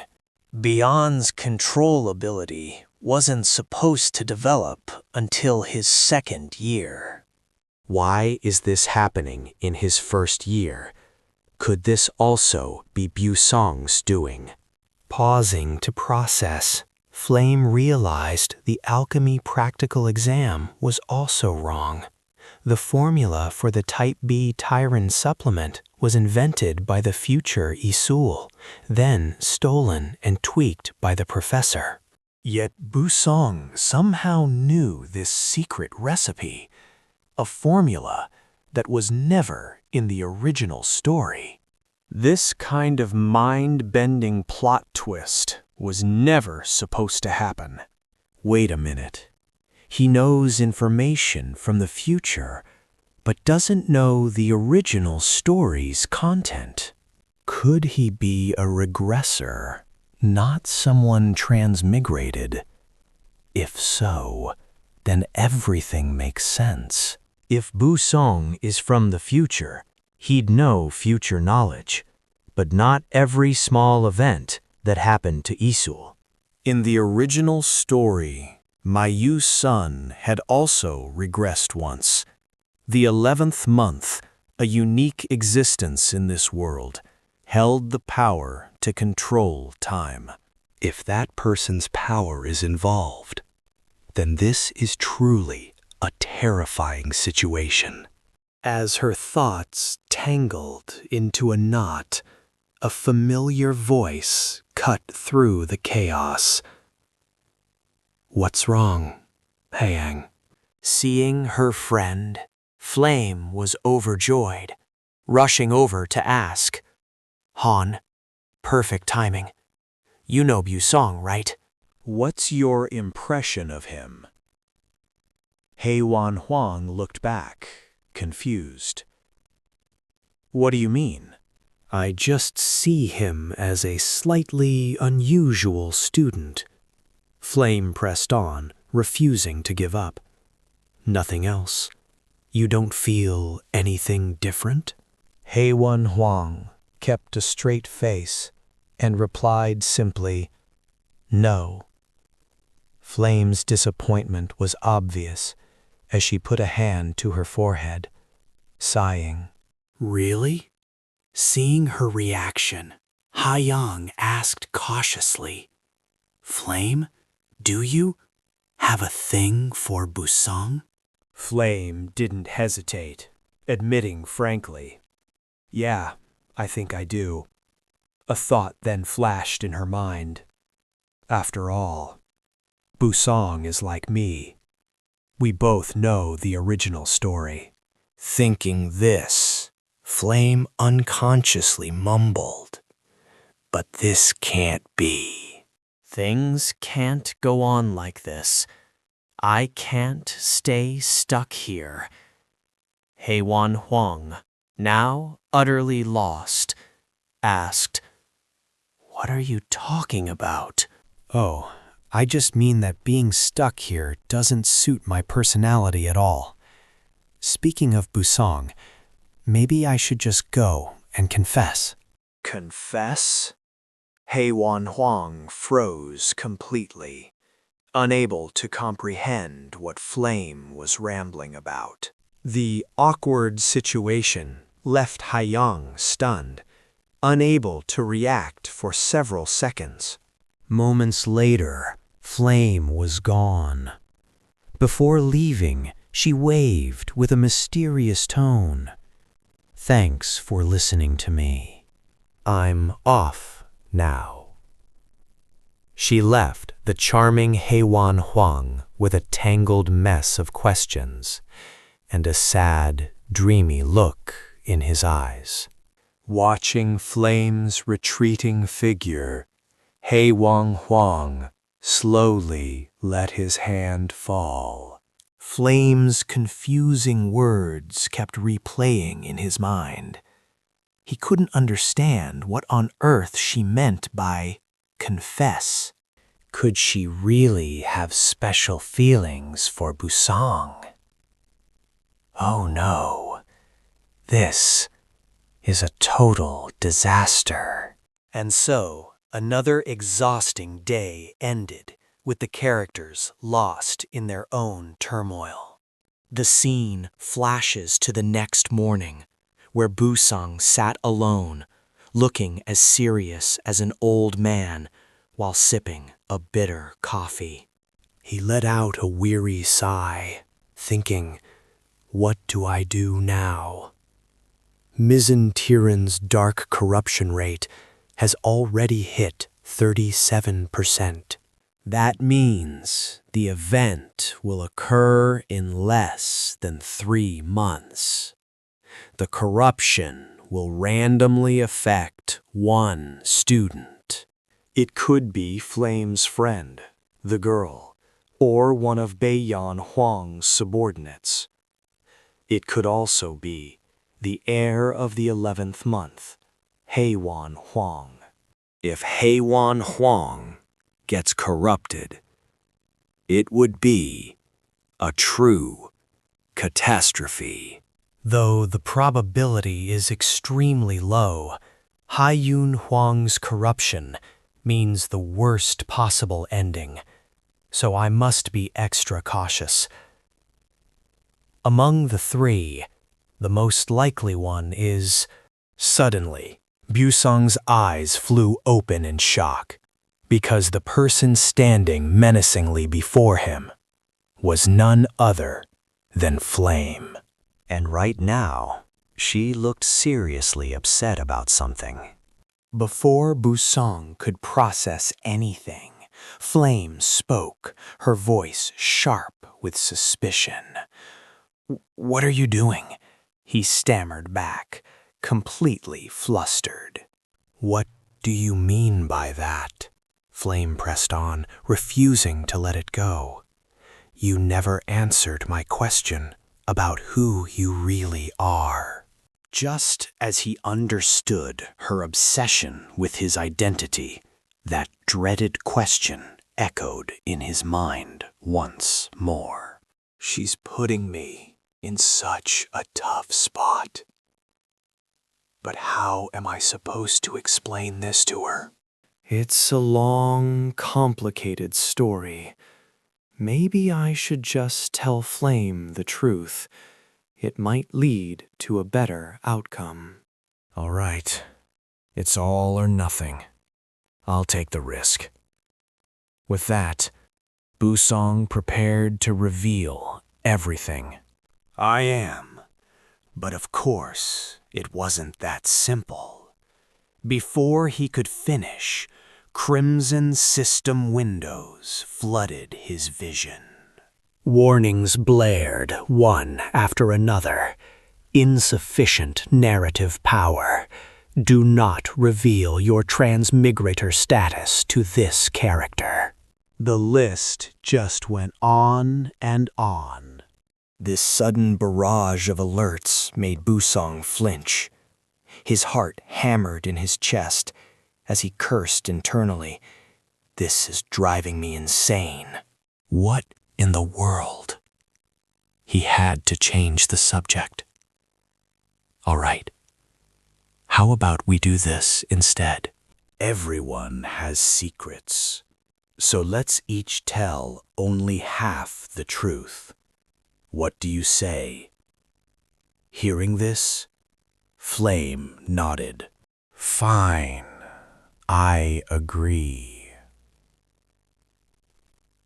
Her main character sighed in relief at her answer. Phew, that was a close call.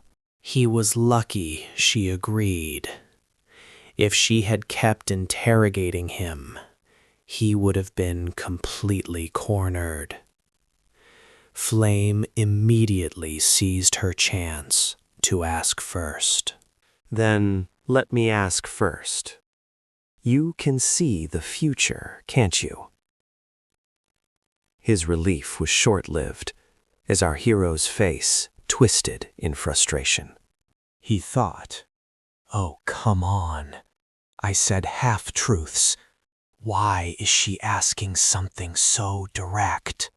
Thinking fast, the main character shot back. The fact you're asking means you can too, right? So why did you come to this school? Flame answered without a hint of hesitation. To prevent the end of the world, obviously. This world is in danger. Hearing that, our main character breathed a sigh of relief. I don't know if she's being honest, he thought, but I definitely don't want this world to end either. Flame continued her attack. Now, my turn. Why do you do the things you do? His mind went blank. The things I do? What is she even talking about? I have no idea what she means, but I'll just have to wing it, he bluffed, for no particular reason. I simply do what I believe is right. After speaking, Byung-sung thought to himself, "There, that should be enough for her, right?" Suddenly, Flame's anger flared. "Enough!" she yelled. "Stop lying. How can anyone be that selfless? You must have a motive. There's something you're trying to gain, isn't there?"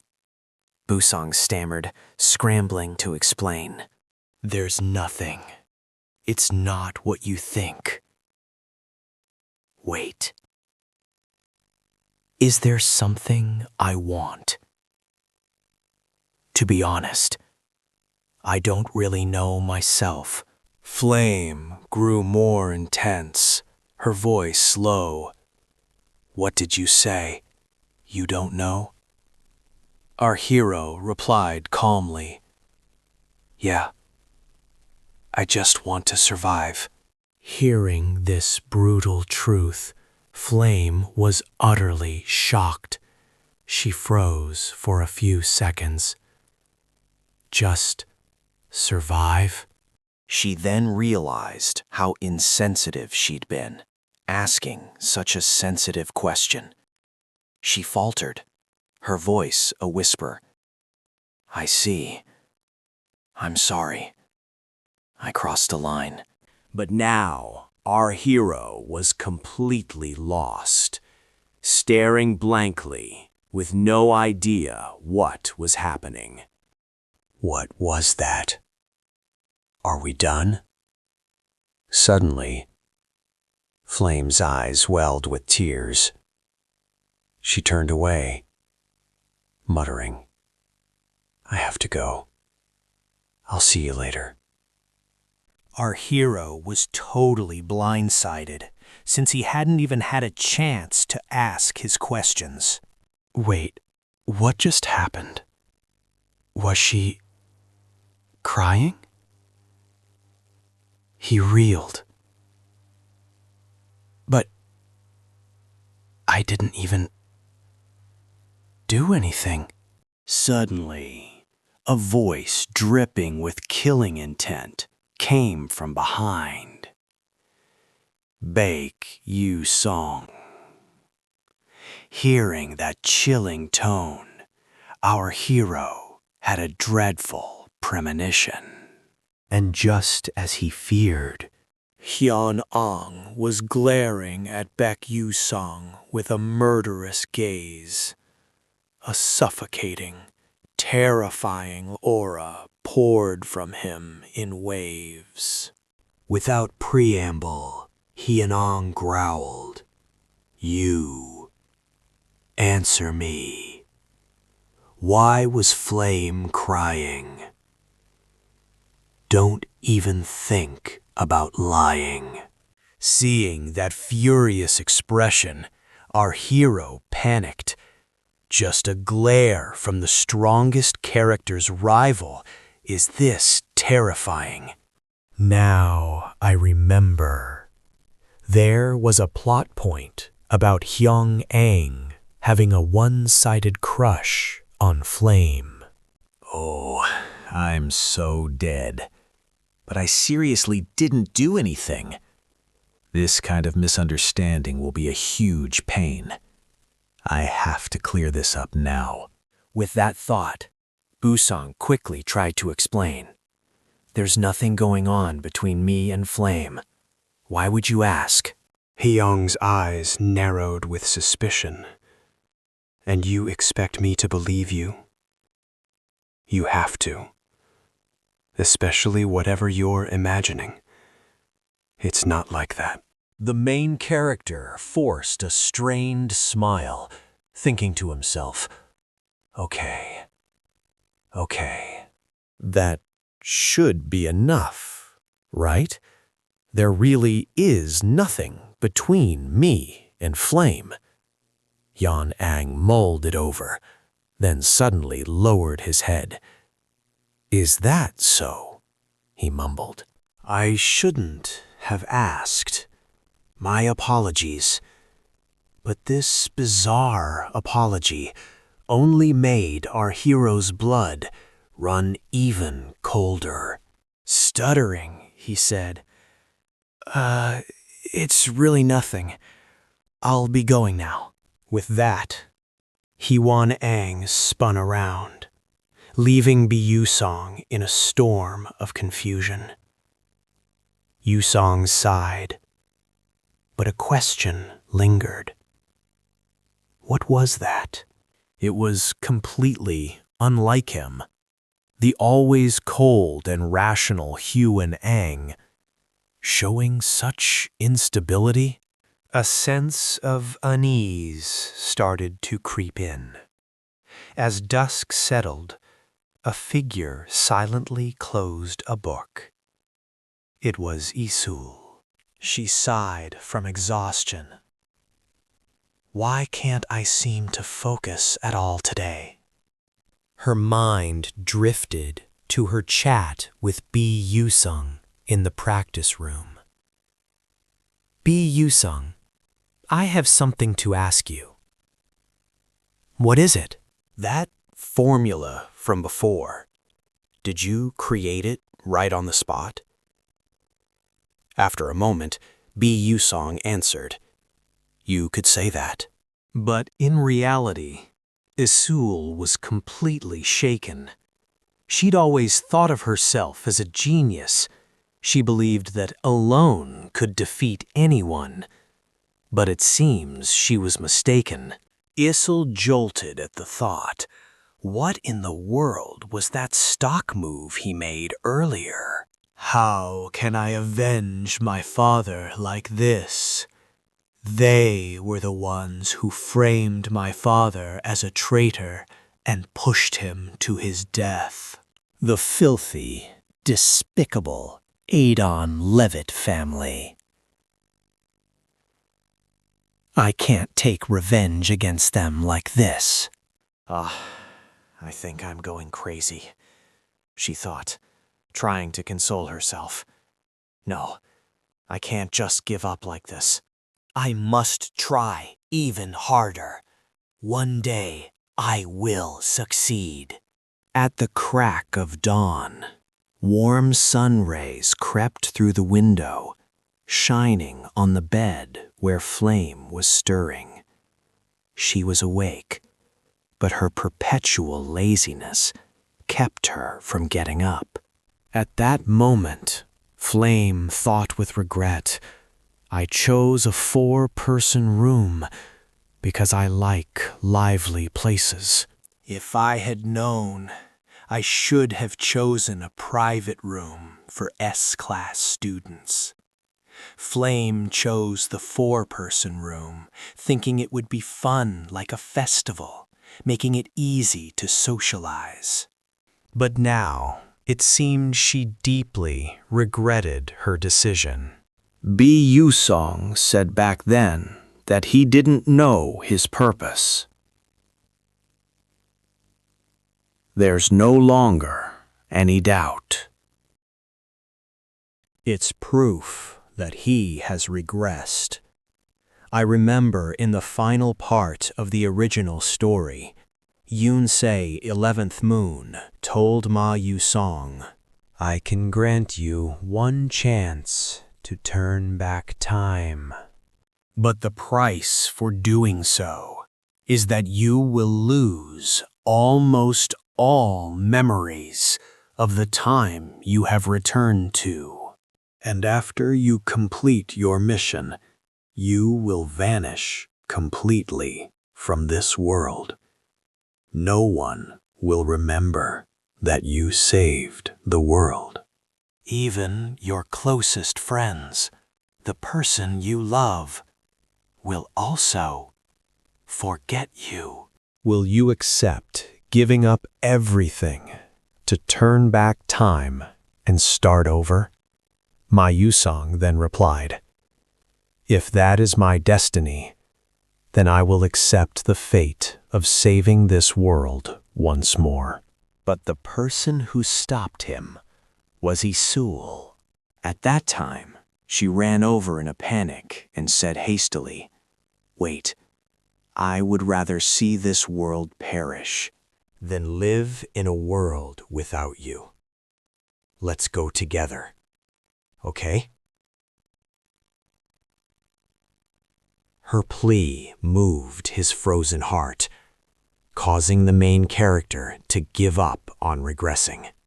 In the end, the world was destroyed, and the story concluded with a tragic ending. Thinking of this, Flame slowly sat up, her heart heavy. If this world is different from the original, and Baek Yoon-sung regressed using the power of Yoon-se 11th Moon, then after completing his mission, he will immediately vanish from this world, and no one will know of his existence anymore. But, having lost most of his memories and left with only a sense of responsibility, he simply said that he wants to survive. As a regressor, courage must be the only motivation that keeps him from being afraid of his own erasure upon completing his mission. He should have run away. With the mission on his shoulders, Baek Yoon-sung returned to save the world. And yet, he says he just wants to survive. Even knowing death awaits at the end of the road, despite feeling scared, he still accepts it. In that case, I shouldn't doubt him like this anymore. It seems that he and I share a common goal, so I will try my best to support him in saving this world. Suddenly, the sound of hurried footsteps echoed from outside the door, sounding very urgent. Jackie, with a frantic look on her face, burst through the door, out of breath. Flame, Master Aang is looking for you. He says he will wait for you on the first floor of the dormitory. Hearing that, Flame collapsed back onto the bed, pretending to be weak and tired, her voice feeble. Tell him to go away. Just say, I'm not here. Jackie hesitated, stammering, but... Before she could finish her sentence, Flame cut her off with a look of annoyance. I don't know. Just tell him that. I want to sleep. Don't bother me anymore. Hearing this, Jackie could only give up, not knowing what to do. But deep down, she felt a strong sense of envy towards Flame. Some people have everything, while others get nothing. With that thought, she quickly scurried down to the first floor. Outside the dormitory, 𝐒𝐤𝐢𝐥𝐿 stood forlornly, his face dazed like someone who had lost their way. His eyes held the sad gaze of someone in a one-sided love. Ji rushed over, her voice filled with hope. Master Hwan-ang! Hearing his name, a flicker of joy appeared in Hwan-ang's heart. But as he turned, his expression instantly soured. The person he longed to see was nowhere in sight. Instead, a plain-looking girl stood before him. Hwan-ang's icy glare made Jae blush with embarrassment. Even so, she couldn't hide her rabid fangirl adoration. Her eyes sparkled, a one-sided love blossoming in her heart. But snap! A cruel remark from Hwan-ang shattered all her hopes. Who are you? His cold words were like ice water thrown in Jackie's face, dragging her back to a harsh reality. The young girl's heart was crushed into a million pieces. Seeing her frozen in silence, Hwan-ang asked again, his tone oblivious. Where's Pai? Ji mumbled. She said she was tired and went to sleep.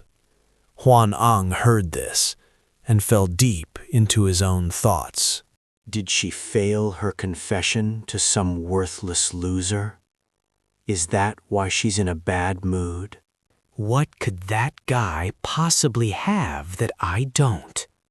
With that thought, he spoke coldly, his voice devoid of emotion. I see. I'll come back later. And with that, Hwan-ang turned and walked away, leaving her standing alone, watching his back with utter despair. Jackie sadly muttered in a resentful tone, Why is it like this? I love him so much, but he can't even remember my name. It's always the same, everywhere, all the time. Everyone's attention is focused only on Flame. Her outstanding talent, the constant attention. Flame has everything. She's always in the spotlight, loved by all, like a story's main character. She is so beautiful, people mistake her for an angel incarnate. Even Master Hwan-ang's affections are secretly for her, while he won't even glance at a nobody like me. Why is the world so unfair to me? With him gone, half my soul vanished, while the other half stood there, lost. At this thought, a volcano of jealousy erupted inside Jackie. She clenched her fists, hissing with rage. Damn it, this is so frustrating. The next morning, at Stella Academy's main tower, number 1, the atmosphere was tense. In a room, a man's voice echoed with displeasure. I heard Professor 𝐒𝐻 was deeply humiliated by a student this time. Hearing this, Mrs. 𝐒𝐻, her face ashen, bit her lip and replied, her voice full of shame. I'm sorry. I was useless. I have no excuse. He turned away and continued in a scolding tone. You are aware of the high expectations I have for you, aren't you? This boogeyman was none other than the vice principal of Stella Academy, 𝐒𝐤𝐢𝐥𝐥. By the way, how is that other matter progressing? The research on random spatial transposition magic you're conducting with the Goyang professors. Is it going well? Professor 𝐒𝐻 quickly forced a confident, yet fake, smile in response. Of course, it's going perfectly. I will not disappoint you. 𝐒𝐤𝐢𝐥𝐥 approached, patting her shoulder as he whispered with hidden meaning. Good. You are the only one I trust. Yes, sir. Please, leave it to me. I'll take my leave now. With those words, the alchemy professor, 𝐒𝐻, vanished from the room. The moment she was gone, Vice Principal 𝐒𝐤𝐢𝐥's face twisted into a sneer. He muttered, "Foolish, simple-minded woman. She has no idea she's being used, and she probably wouldn't care even if she did. All she craves is status and honor, blinded by ambition. How ironic that mage researching against dark magic is now working for them. Truly pathetic." I eagerly await the day the dark alchemy grimoire is finally complete. The scene shifts to a mysterious location where a towering stack of documents overwhelms the view. In truth, a slender girl was struggling under the mountain of files, her body trembling from the weight. Meanwhile, those around her remained completely indifferent, ignoring her plight. Not a single person offered to help the poor girl. Finally, like a miracle, a kind soul appeared to lend a hand. And that hero was none other than our handsome main character, Busan. He spoke with a warm and cheerful voice. "Assistant instructor, are you all right? Let me help you with that." Thanks to Busan's timely rescue, the colossal stack of documents was quickly and safely delivered to Professor 𝐒𝐻's office. Placing the papers on the desk, the assistant sighed in relief and offered her thanks. Thank you so much. Without you, Professor 𝐒𝐻 would have scolded me again. Busan humbly replied, "Oh, it was nothing at all. It was just a small thing." Taking this golden opportunity, Busan glanced around the room. Seeing the messy office with papers scattered everywhere, he thought to himself, "This place is a total disaster." Suddenly, his eyes lit up as he spotted a particular board. Baek Yoon-sung asked with curiosity, "Oh, what is that?" The teaching assistant explained, "Ah, that? It's a formula Professor 𝐒𝐻 is researching with the other doctors." I believe it's called random spatial transposition magic. Hearing those words, Baek Yoon-sung froze, his heart pounding in his chest. He wondered, could this be the random spatial permutation formula? The first formula of magical alchemy. Random spatial permutation. In Professor Mizen's dark history, the black sorcerer and men perfected it. The technological gap from that caused catastrophic damage. It was enough to engulf the world in flames.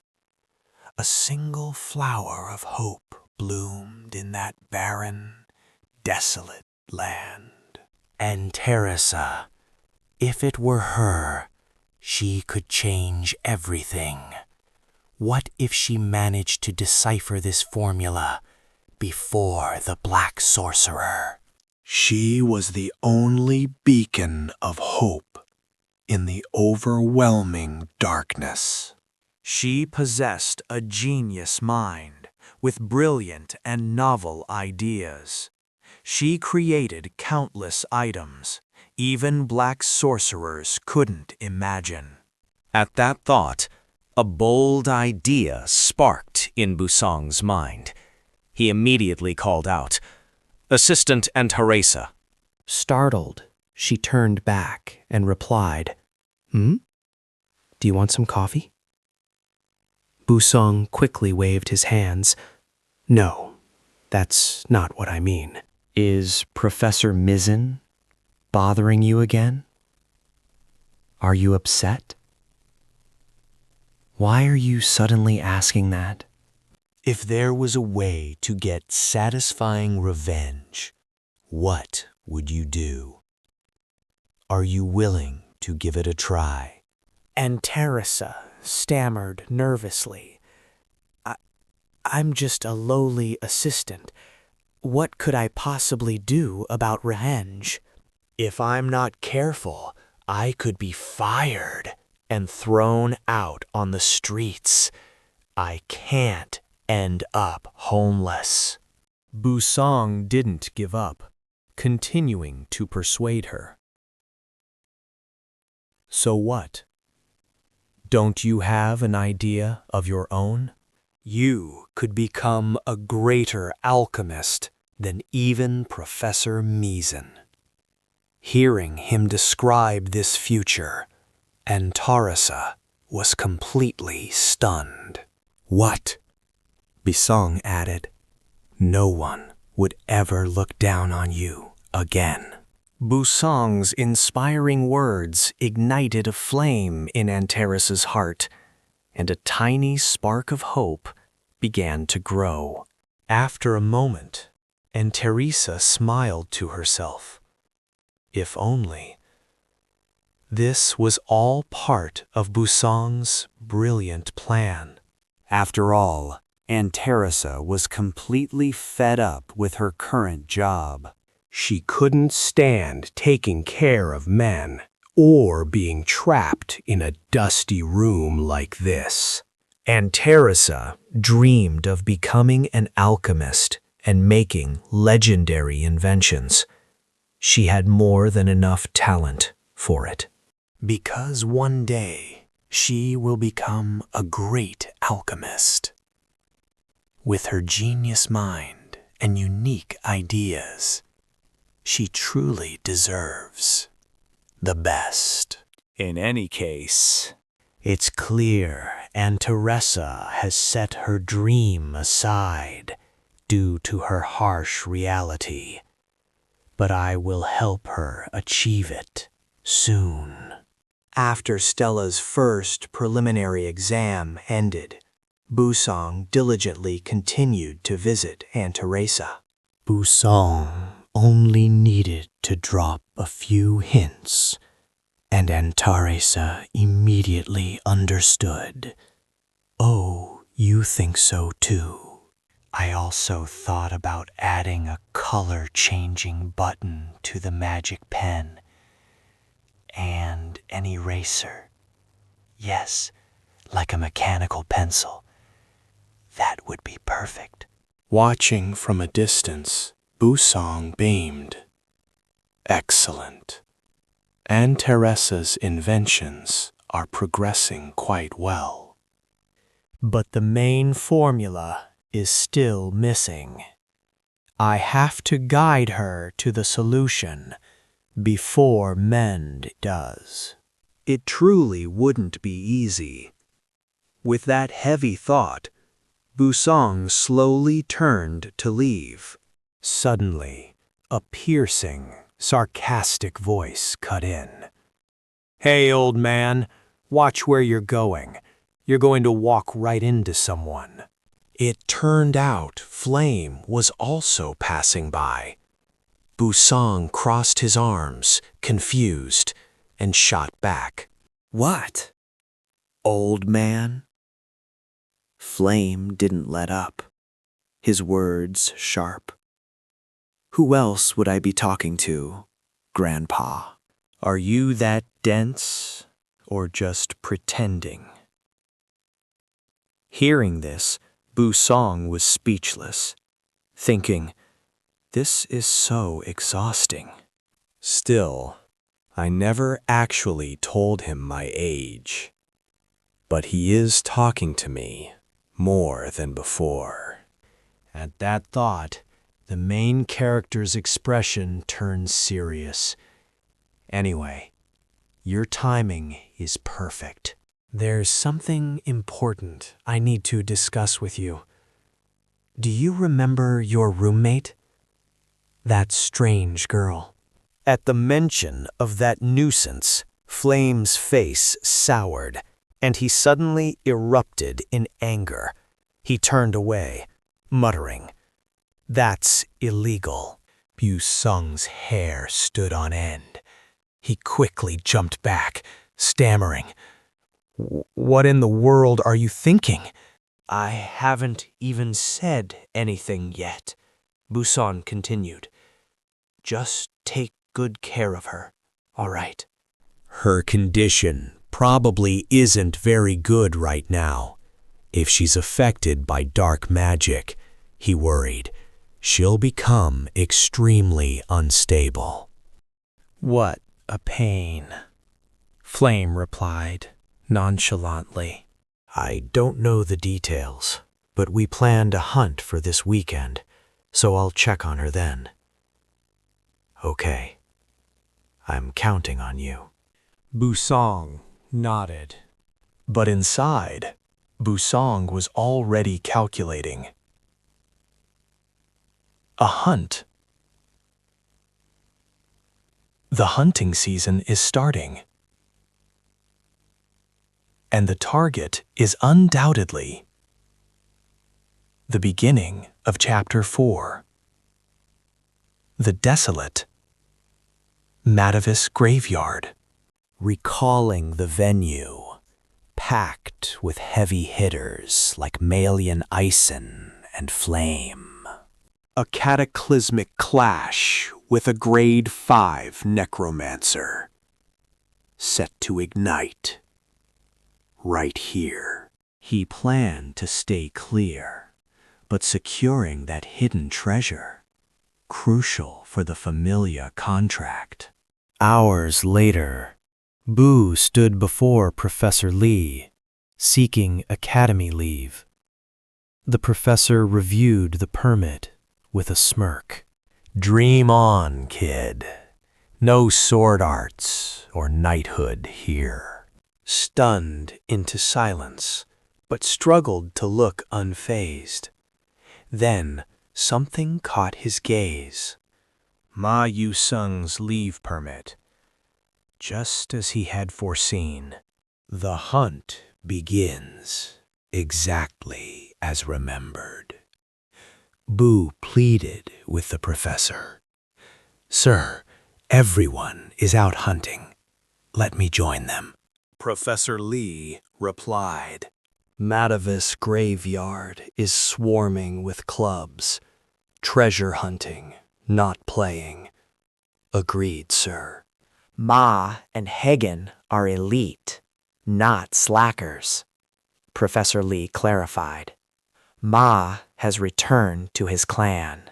Hun is with Flame, likely scouting, but froze.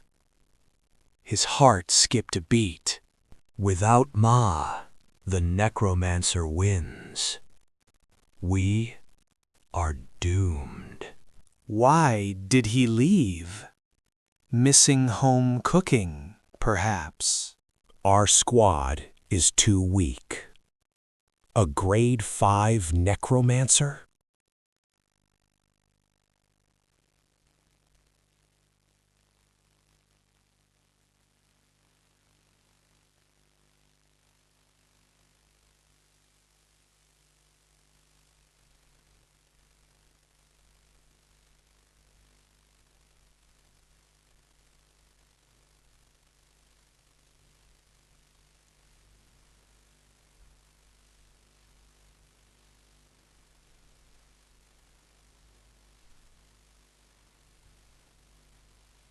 No proof to call for backup, and the plot prevents my warning.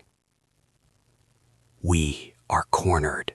Days later, Matavis graveyard. A chilling, gloomy expanse. A student annihilated a giant fish. The beast lay gasping in the dust. Pathetic. The striker. Second-year student. 𝐸 Wang. What a name. He cheered. Grade 2. These fish pack a punch. Suddenly, A shrill, nagging voice cut through the air. you reckless fool. You are ruining everything. Did you not hear the squad captain? Are your ears just for show? That scolding voice? Second-year Derek. 𝐸 Wang scratched his head in embarrassment. Smiling sheepishly, he apologized. Derek fumed. Still laughing? Shame on you. A girl intervened calmly. Let it be. Less talk, less mistakes. This girl, second-year senior. Bandy gun, flowing raven hair. She whispered to Ison, sweet as honey. Ignore them. They are hopeless. I muttered shyly. Yes, senior. Derek barked back. I heard that. Do not think I am deaf. Bandy remained unfazed. So what? Want to fight? Derek squeaked in frustration. Keep it down. Respect the juniors. Do not test my temper. I watched the chaos. I only joined for the club slot, not this headache. At least they mean well. Just immature. Bandy interrupted, sweetly calling out. Let us go, Time to wrap up this drama. Yes, Senior Bandy. Suddenly, a thunderous explosion rocked the area. The squad jolted, eyes widening in dread. Faces turning pale. What was that roar? A battle? Or firecrackers? Bandy smirked with a bold suggestion. If zones overlap, we should greet them. What do you think, squad? Time for some snooping. Derek blinked blankly. Huh? Fine, let us go. Without hesitation, the squad marched out. Ready for war. I froze. Eyes locked into the distance. There stood flame, and La Hong Bang, backed by a mysterious crew, enveloped in an eerie aura. Why are they here? A clash of titans.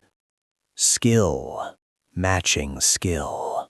Absolute monsters. Shouts echoed from afar, ready to tear each other apart. I definitely took that giant piranha down first. Is she trying to steal my kill? Ridiculous. It's in our hunting zone, so it belongs to us. Don't even try to claim it. What? Before Ison lay a massive, dead fish with a ghastly grin. The girl was a bit surprised, thinking, is that the giant piranha? I heard it's a level 3 monster and extremely rare. A limited item for sure. They must be fighting over the loot. What a greedy bunch. Getting involved in this is just asking for trouble. Besides, I absolutely refuse to face the sister of the man who killed my father. Just the thought is sickening. I have to get out of here immediately. Time to disappear. But then, a voice called out. It was Sif Dirk. He approached cheerfully, looking like he'd just been promised candy. Now, my juniors, just tell your Sunbae what the problem is. Don't ruin this wonderful atmosphere. Hearing this, Hong Bong and Flame roared in unison, their voices like thunder. Shut your mouth and get lost. The nosy Sif's face soured. How dare you speak to a senior that way? You're insolent. Hong Biang shot back with contempt. If you're a senior, then act like one. Stop fooling around. This jab caught the confident team leader off guard, making him stutter. What? Why would you say that? Suddenly, a massive tremor shook the ground, powerful and violent, like an earthquake had struck. A mysterious energy radiated outward, and a chill that pierced to the bone shot up their spines. Flame's face went pale as he thought, this energy. I have a terrible feeling something is about to happen. A skeletal hand then erupted from the earth. Everyone was completely stunned. No one could have possibly seen this coming. It was unbelievable. Their eyes bulged as if they would pop from their skulls. They were in total shock. Flame stammered out, his voice shaking. No way. What in the world is this? The undead had appeared, looking absolutely repulsive. Before them, a horde of dried corpses charged, their mouths gaping in a gruesome scream, as if to swallow them whole. At that very moment, in another part of the cemetery, stood a rather grim warning sign. Attention, do not enter alone, or else don't say we didn't warn you. The system updated, its voice flat like a machine. Skill experience has increased. Stat experience has increased. A familiar silhouette appeared. Burr sighed. His voice filled with regret. If only I could use magic, I'd be completely overpowered. Why did I get blink instead? This is the worst. In reality, the main character had already taken down a great number of giant fish. He was no rookie. Their corpses were scattered across the ground like a battlefield. The main character glanced around, dazed, muttering to himself as if he were a lost soul. I guess the time has come. I can't put it off any longer. In the distance, dark and gloomy tombstones loomed. Bus quickly spotted what he was searching for, his voice filled with excitement. Ah, I found it! What a stroke of luck! But in an instant, his expression turned somber. He must have recalled an unpleasant memory. I don't have an overwhelming skill to wipe out an army of skeletons like Mao Song, nor do I have incredible strength. There's only one way to survive here. That I have to fight like a true player and not rely on simple luck. Chapter B, The Necromancer's Attack, begins now. Now this sounds exciting. The ground suddenly began to tremble violently, as if something colossal was moving just beneath the surface. Immediately, something shot up from the ground with incredible speed, as if sprouting from the earth itself. A skeleton general, the commander of hundreds of undead, appeared with blazing red eyes that burned with fury, like a demon made manifest.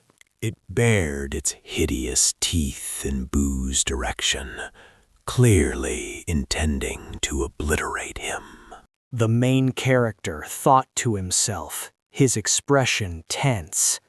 This is the Skeleton General, a sub-boss monster that only appears 3 times in this chapter. A truly rare spawn. With my current strength, a direct confrontation means certain death. I wouldn't stand a chance. Of course, I have no intention of doing that. I'm not stupid enough to charge to my doom. With this in mind, the main character grabbed its head and smashed his fist into it with all his might, roaring. His voice boomed with power. "Get back in the ground, you monster!" The unwritten rule of comics is that when someone transforms or summons, you're supposed to just stand and watch. But that doesn't mean you just have to stand still and get caught. You have to adapt.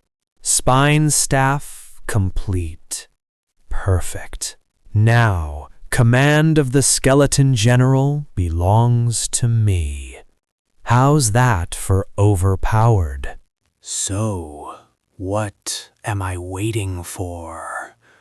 The whole world is mine now. Let's begin. It's time to party. Back with the other group, skeletons were popping up like mushrooms after a rainstorm. Very quickly, the horde swarmed and surrounded them. A freezing aura poured out from all around, chilling them to the bone. Flame thought, his face pale, I let my guard down. I was too complacent. This is the Necromancer. Chapter. Wait.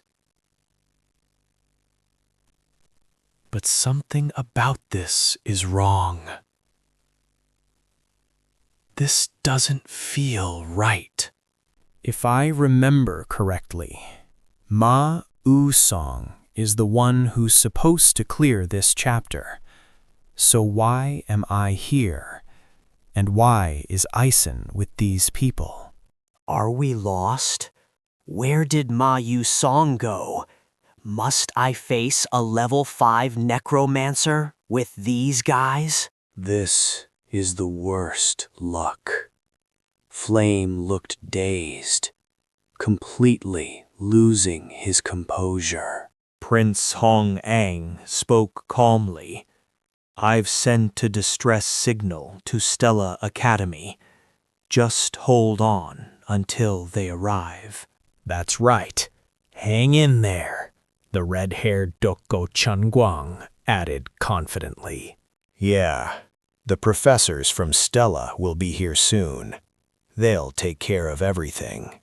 We might not defeat the necromancer, but we can at least escape.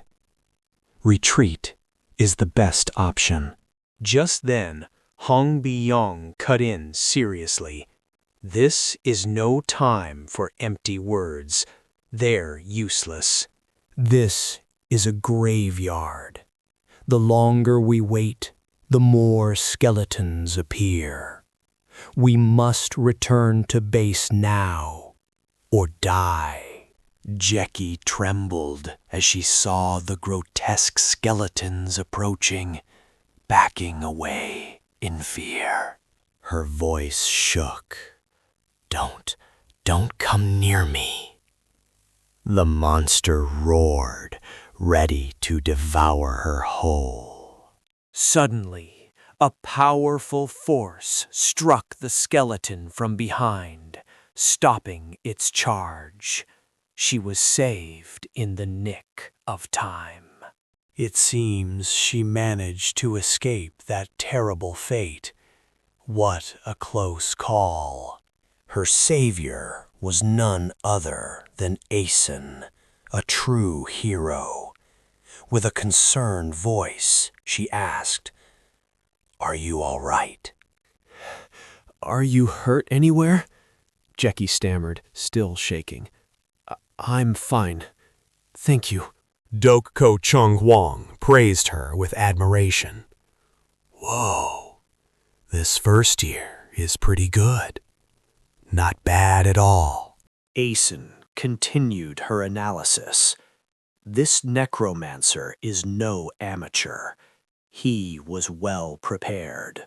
It's highly likely he created an energy vessel. Quite an investment. An energy vessel is a technique necromancers use to store their mana, which is far from infinite. Summoning skeletons, the normal way. A tier 3 or 4 necromancer can only call upon 15 at most. Yet this one is controlling such a vast area. He must be a master, 𝐑𝐿𝐴 added nervously. More skeletons are swarming us like ants. This whole thing must have been planned from the start. It was no accident. They want to kill us to create skeleton mages. What a vile plot, 𝐼𝐧𝐿 thought with grim resolve. As the captain, I have to prove myself here. I cannot afford to lose face. I'll wipe them out with a single powerful spell. But life is not a dream, and reality is often harsh. Unexpectedly, a skeleton lunged forward and grabbed 𝐼𝐧𝐿's leg, catching him completely off guard. His face went pale as he screamed in terror. "It's over for me. Somebody save me."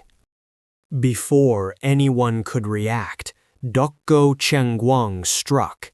His attack on the skeleton was swift and decisive. A true friend. He yelled confidently as he fought, "You're not getting away. You're dead." But suddenly, a hand appeared right before the captain's face. In an instant, he was rendered powerless. 𝐑𝐚𝐧𝐤 quickly noticed something was wrong. "Damn it, are they casting a spell?" he thought warily. "Or is it some other trick?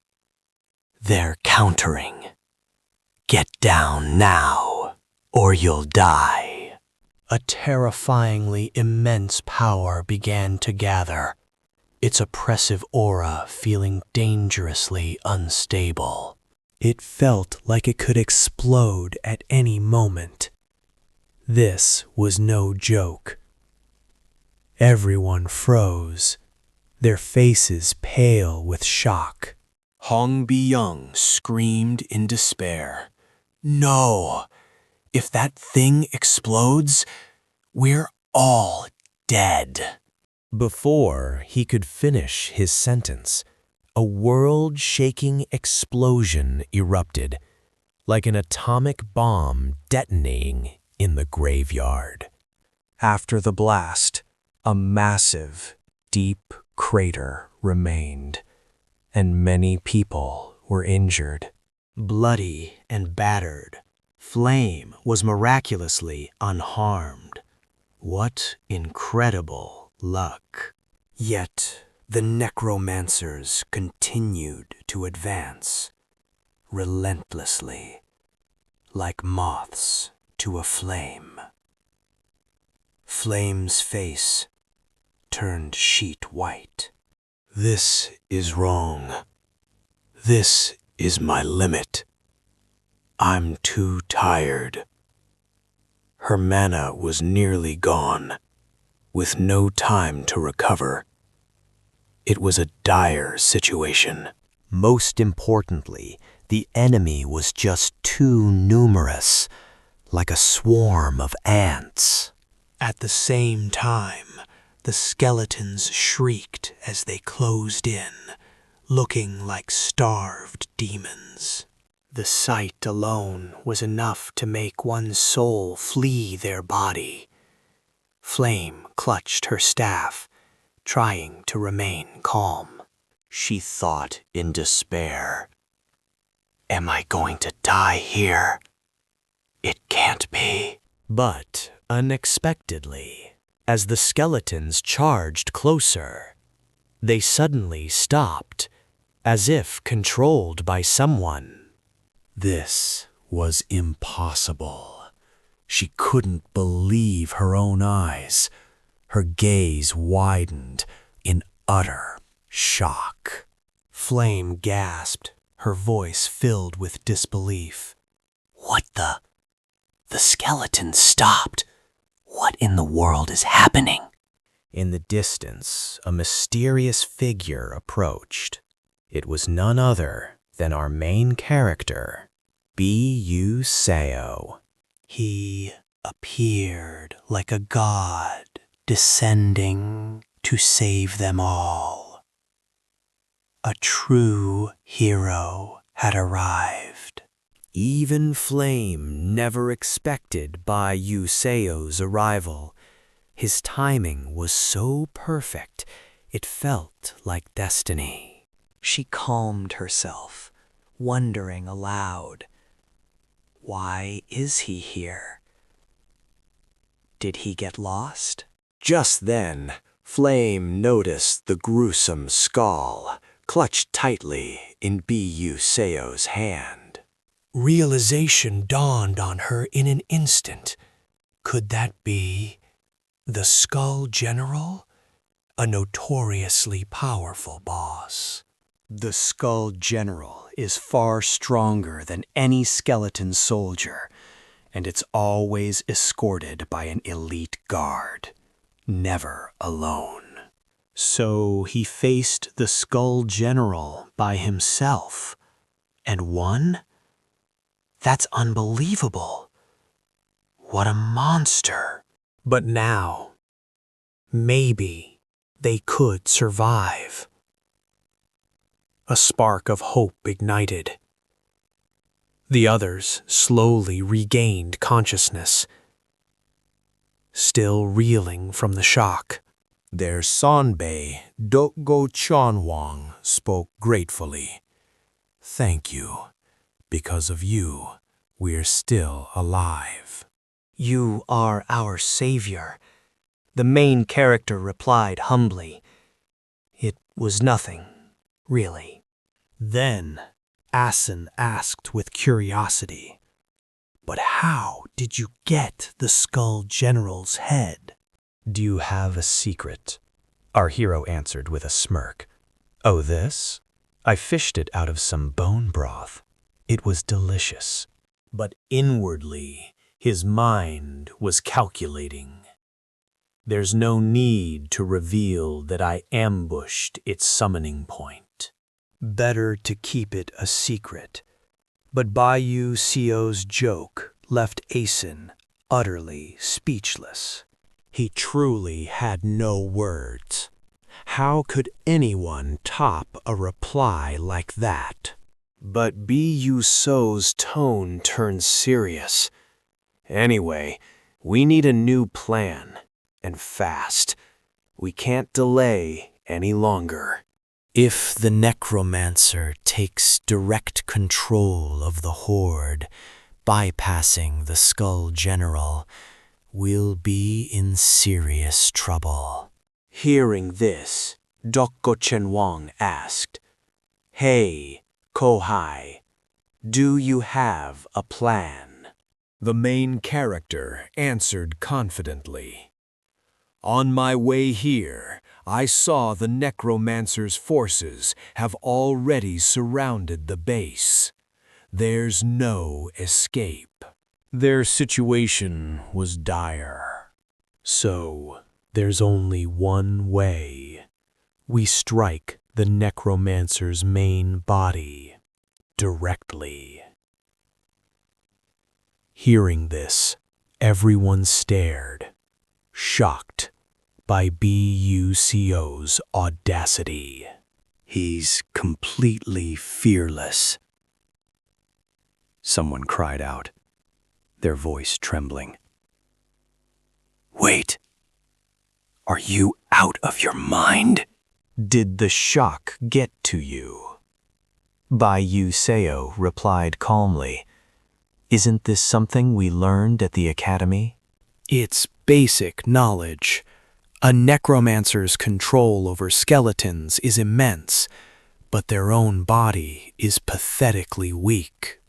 Bandigon countered, his voice full of anxiety.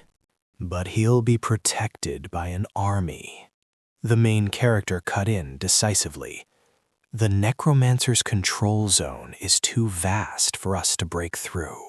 If we don't strike the main body, we will die here, he thought to himself, his mind already racing. Right now, the necromancer's guard has 1 Skull General, 6 elite skeletons, and 50 regular skeletons. Those numbers will only grow. Our only chance is right now. We absolutely cannot miss it. But how could he convince them? This would be a difficult challenge.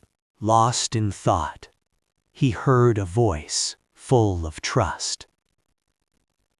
It's possible. He may seem a bit foolish, but his combat and strategic experience surpasses ours. We can't underestimate him. Hong Bidong added. Her voice resolute. I agree. Honestly, there's no other way to break this encirclement. We have to risk it. The necromancer will never expect us to launch a direct attack on his main body. It's the perfect surprise attack. The two upperclassmen glanced at each other. Perhaps this truly was the only way to survive. There were no other options. I don't know what you're basing this on, but we can't split up, so I'll join your gamble. All right then, let's go all in. Bandigon said cheerfully, his voice filled with hope. Before the necromancer notices, we have to seize this chance. At that very moment, In another part of the gloomy graveyard, a shadowy figure emerged, its voice echoing with pure arrogance. To find Stella's little chicks here. What a stroke of luck. The heavens are smiling on me. If I turn them into skeleton mages, even the Dark Magic Alliance won't dare look down on me. I will become a true overlord. This man was the 5th-class necromancer of the Dark Magic Tower, Baek Yoon-sung. For 7 long years I've stored mana in this bottle. I am not to be underestimated. 700 skeletons rest here, a truly mighty army. No one can underestimate me now. I am invincible. But then he froze, his face a mask of disbelief. What is this? I've suddenly lost all sensation. Am I paralyzed? Was my general defeated? That's impossible. Even more shocking, a horrifying cracking sound echoed from behind. An overwhelming force was directly assaulting his rear barrier, threatening to tear it all down. He stood stunned, unable to process what was happening. Even the piles of bones behind him began to tremble violently, as if about to collapse. His face paled with terror as he thought, my 4th-tier magic barrier. It's cracking. It can't be. How in the world is this happening? This is unreal. He roared with fury, his voice filled with rage. You bastard! I won't let you escape. You're dead. But everything happened in a flash, giving him no time to react. He could only stare wide-eyed, completely helpless. Then, with a deafening boom, a massive explosion erupted. The mountains of dry bones were utterly annihilated, turned to dust. That flame was the combined power of BU's entire group. Their talent, the strength of their teamwork, was not to be trifled with. Moments later, the explosion subsided, leaving only a thick cloud of smoke and dust. He was so stunned, he seemed frozen in place, unable to move a single step. The shock was immense. A bitter feeling washed over him. He seethed with anger, his face contorted. Damn it, I was too arrogant. a fatal mistake. I never thought they dared to attack my real body. Such reckless fools. Even as rookies, Stella's students are a force to be reckoned with. Even though I didn't want to use this method, facing them like this is far too dangerous. I have to summon my elite bone soldiers. I have no other choice. With that thought, he bit his fingertip, drawing blood in a gruesome display. He then spread his arms and roared with powerful authority. You unfortunate souls, hear my command. I am your master. The ground cracked apart violently, as if from an earthquake, and terrifying skeleton warriors emerged, each grinning like a demon. In an instant, a legion of skeletons formed around the mage, a formidable army. But every action has a price. He suddenly coughed up a mouthful of blood. The backlash had caused him serious injury. Sabah Hayek wiped the blood from his lips, his face twisting in anger as he thought. Though summoning them injured me, this is more than enough to deal with them. Stop them for me. Kill every last one of them. Receiving their command, the skeletons roared and charged like ravenous beasts. Watching from a distance, he let out a smug laugh, his voice triumphant. Good. Fight well. Just like that. Now I can finally relax.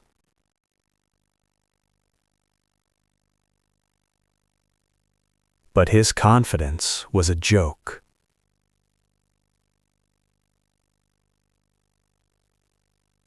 𝐒𝐤𝐢 activated his flash step skill.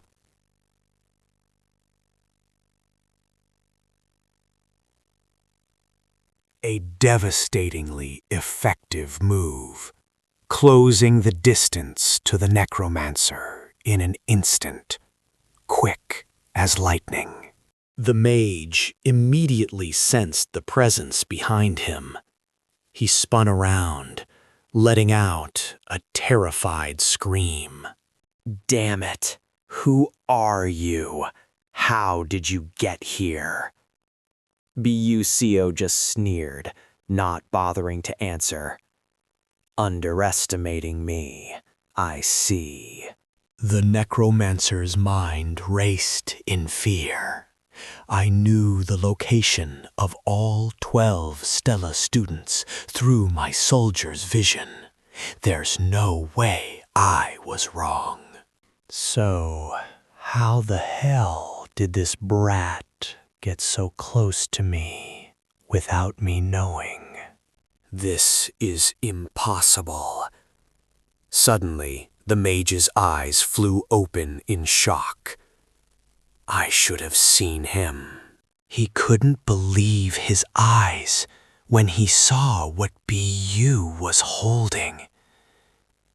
He spoke, utterly bewildered, his voice trembling uncontrollably. No way, isn't that my skeleton general? How is it here, you bastard? Why do you have it? What did you do to him? But unexpectedly, 𝐒𝐤 simply let the skull drop from his hand, his expression calm. It hit the ground with a sickening crunch. But he wasn't done. The main character brought his sword down, shattering it to pieces. With his general destroyed, 𝐒𝐤𝐢𝐥's internal injuries grew far more severe. He coughed up several mouthfuls of blood, his face turning deathly pale. He clutched his chest, his mind filled with bitter rage. Damn it. I was far too careless. What a blunder. So this is the true power of a Stella Academy student. Incredible. Meanwhile, the main character was sweating, feeling the immense pressure. He thought 𝐸 and Bandigan were supposed to handle the general and support me. But they got trapped by those elite bone soldiers. Just my luck. Do I have to fight him alone now? I'm the weakest one among them. Why am I carrying the team? Maybe I should just run? Running away is the best strategy.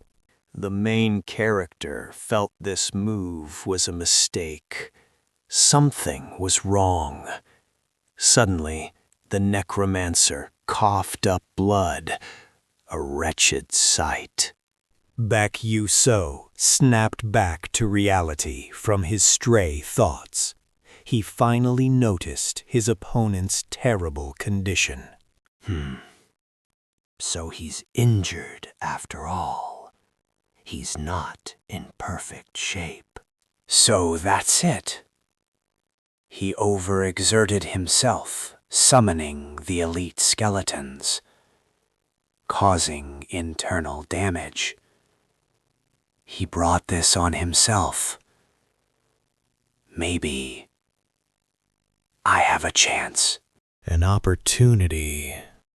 At that thought, a confident, cool smirk spread across his face. At that very moment, Hong Beyond's flames erupted, threatening to incinerate everything.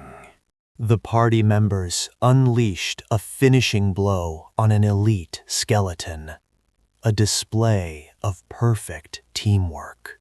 They successfully wiped out the 3 elite skeletons the necromancer had sent. A truly glorious victory.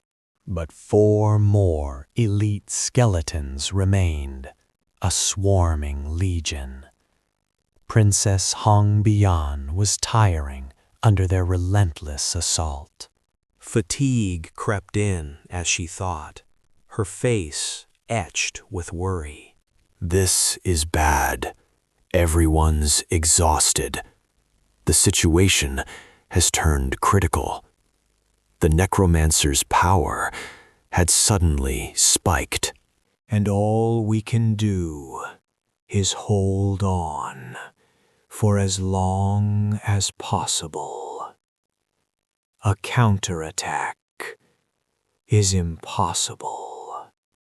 But I have to finish these things quickly and get to 𝐒𝐲𝐬.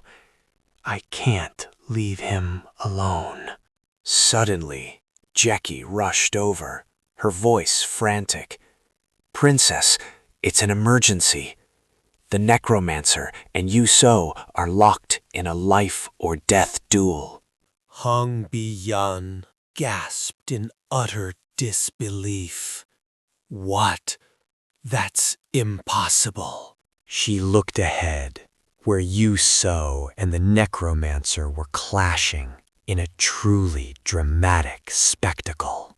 An immense power radiated from them, threatening to shatter everything. The fight was intense, with neither side giving an inch.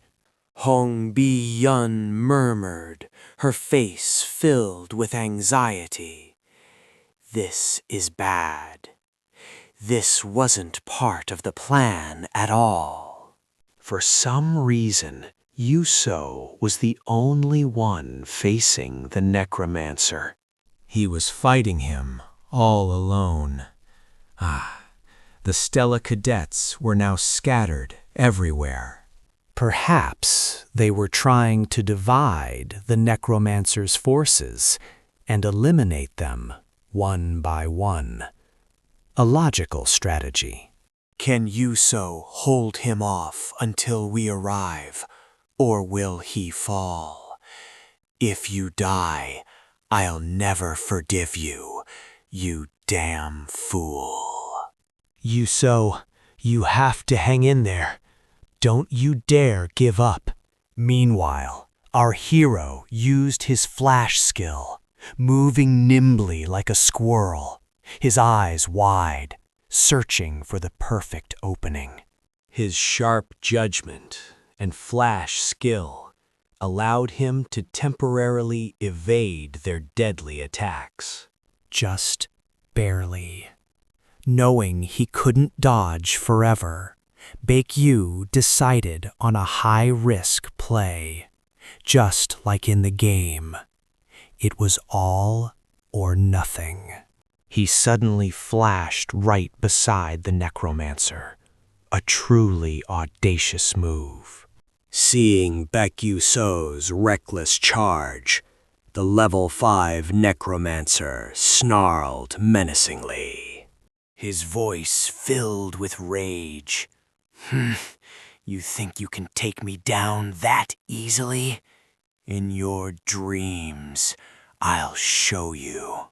With that, a sturdy-looking cage of bones erupted to protect him. Baek Yoon scoffed, his face dripping with contempt. Is that all you've got? How pathetic. For situations just like this, I prepared the ultimate counter for skeletons. 𝐒𝐲. I always come prepared. This stage is mine now. With that thought, 𝐒𝐲 hurled 2 vials of cola at him with pinpoint accuracy. Instantly, the bones began to corrode, melting into a liquid. The necromancer's eyes widened in disbelief. The shock was palpable. His prized protection magic was dissolving like ice in the sun. Recalling his earlier boasts, his face flushed with utter shame. Then he roared in a furious rage. You wretched rat! How dare you destroy my bone shield? Are you suicidal? Destroy him. Leave nothing left. Instantly, countless sharp bones shot towards 𝐒𝐲 like arrows. But it was useless. 𝐒𝐲 had already flashed behind the necromancer in an instant. He gripped his sword, a smug look of confidence on his face. This was the golden opportunity for a one-hit victory. But unexpectedly, the man turned, a terrifying, twisted smile on his lips. You took the bait, you fool. It seems he had predicted everything, even the attack from behind. A cunning fox, our hero finally understood, his face stunned. Damn it, I was the one who fell into the trap. Suddenly, a sharp piece of bone erupted from the ground, viciously piercing through the hero's leg. Blood splattered everywhere, in a gruesome display. Damn it, a direct hit. That hurts. 𝐒𝐲 winced in agony. He forced himself back, struggling to remain calm. 𝐸𝐸hyuk laughed victoriously, his voice dripping with malice. You fool. After all that chaos, you get what you deserve. Go on, run your mouth now. Let's see how long you last. Ha ha. A searing pain shot through his leg as our hero gasped for breath. I was too reckless. A fatal mistake. Even injured, he's a true 5th-level mage. He can't be underestimated. But I can't die here. I have too much to do. He has to be exhausted.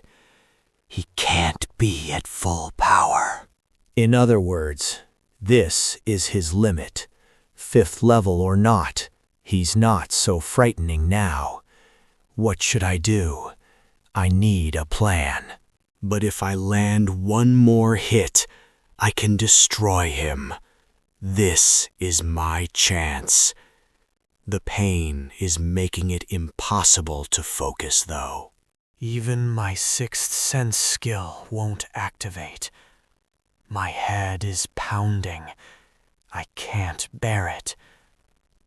Even using Flash Step now is a huge challenge. My hands are tied. What can I do? I have to think of a way. Suddenly, an idea sparked in Bu's mind, like a light at the end of a tunnel. That's it. I've got it. While our hero was deep in thought, the necromancer appeared right before him, dangerously close. He prepared an attack, his face full of confidence, ready to end it. Die, you worthless trash. The main character instantly knew he couldn't hesitate. Without a second word, he bolted, running for his life. But his injury made him trip and fall face first to the ground. A pitiful sight. Seeing our hero's wretched state, the man erupted in crazed laughter, his voice filled with glee. Look at you running for your life. How pathetic. You look as miserable as a stray dog. But 𝐒𝐤𝐢 paid no attention to his taunts. Truly resilient, he told himself with grim determination. Just a little more. Keep going. The main character pushed forward, dragging his feet. The necromancer continued his mockery, his voice full of contempt. Struggling is useless. You're dead.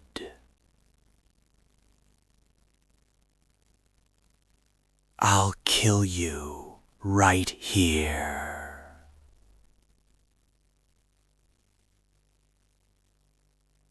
But 𝐒𝐤𝐢 thought differently. He smirked and declared with confidence, I've already won. You lose. The distance between us is 13 meters. A perfect range. It means I don't need to cancel my Flash Steps motion. Excellent. While the necromancer was still confused, wondering what trick he was up to, his eyes widened in absolute terror. He must have seen it. In less than a second, 𝐒𝐤𝐢 used Flash Step. Appearing before the mage. In a flash, The main character braced himself against the searing pain in his leg. He channeled all his remaining power into his sword, delivering a fatal strike through the necromancer's heart. A perfect finishing blow. Blood sprayed everywhere in a horrifying spectacle. At that same moment, Byu's teammates saw the attacking skeleton soldiers suddenly halt, to everyone's astonishment. In an unbelievable scene, the entire skeleton army vanished into the wind, as if they'd never existed. Watching this, Senior Doko Chunwong voiced his shock. Could it be? Did Byu defeat the necromancer? Impossible. As if waking from a nightmare, Jackie collapsed to the ground, overwhelmed by the shock. Her eyes filled with disbelief as she mumbled in a trembling voice, "I can't believe it. Byu actually beat a 5th-level necromancer. It's a miracle." Her words acted like a signal. A wave of relief washed over everyone, like being brought back from the dead.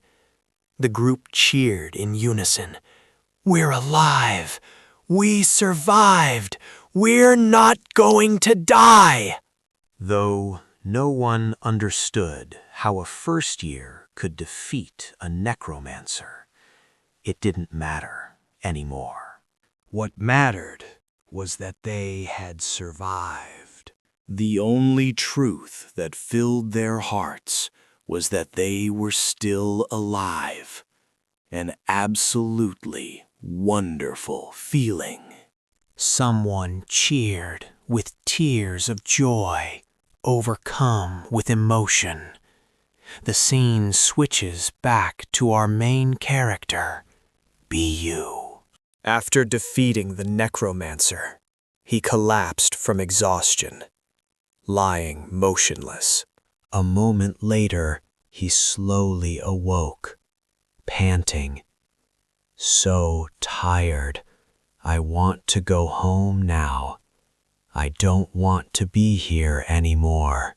Afterward, Magic Knights from Stella Academy arrived to secure the cemetery and escort the group back to school.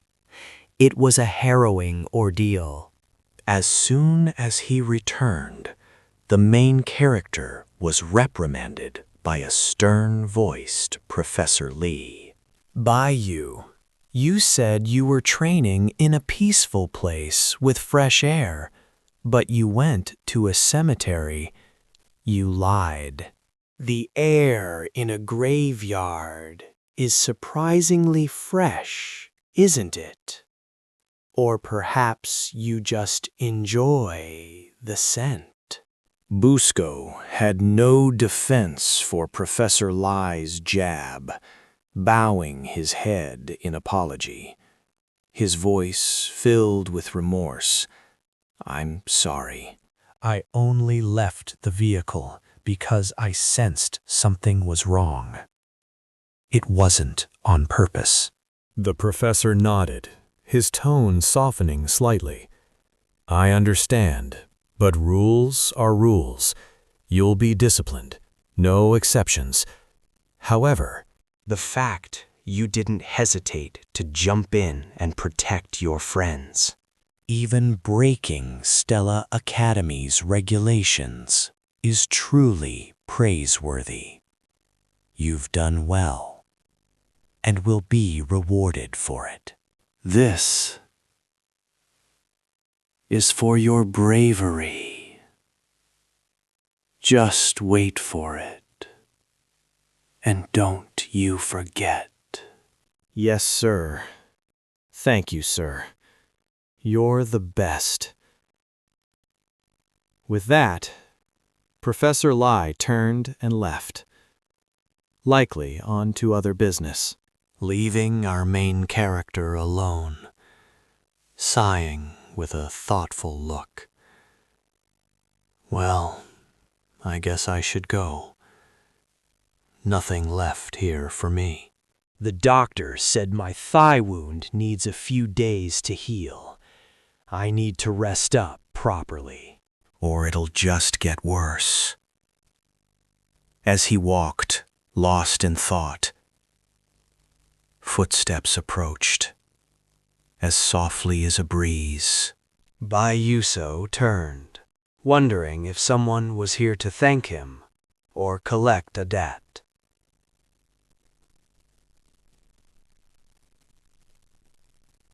It was none other than the female lead, Aeon, a girl of beauty and talent. In the story, Aeon was a girl who always wore a radiant, angelic smile. No matter the burden on her shoulders, she always stood tall, overcoming every hardship. A truly strong person. She was an amazing character. Beloved by all. Noticing his stare, Aeon spoke, her voice as gentle as the wind. I'm so grateful for what you did today. You were my savior. The main character replied lightly, with a hint of humor. All right, then treat me to a meal next time. I won't let you off otherwise. But Aeon's expression seemed troubled, as if something was weighing on her. Her mind was clearly elsewhere. There's one thing I learned from this incident. No, even before that. A very expensive lesson. That there are countless people in this world who are far more exceptional than I am. I'm just a grain of sand in a desert. I always saw myself as an unparalleled genius, second to none. That belief hasn't changed. I'm still just as confident. However, it wasn't until I entered Stella Academy that I realized how vast the world truly is. And that it's filled with truly extraordinary people. I was just a frog in a well. I came to Stella Academy to become the best, to be surpassed by no one. But I see now that's no easy task. It's too hard. Suddenly, Aeon spoke up, her voice full of curiosity. Could I ever do that? If I try, could I become like you? Her question caught the main character off guard. He was bewildered, thinking to himself. A worried look crossed his face. This is bad. The old Aeon would never ask something like that. Something's wrong. Did Aeon become like this because of something I did? In the original story, she faced every trial a protagonist should, and magically overcame them all. She was truly a remarkable person.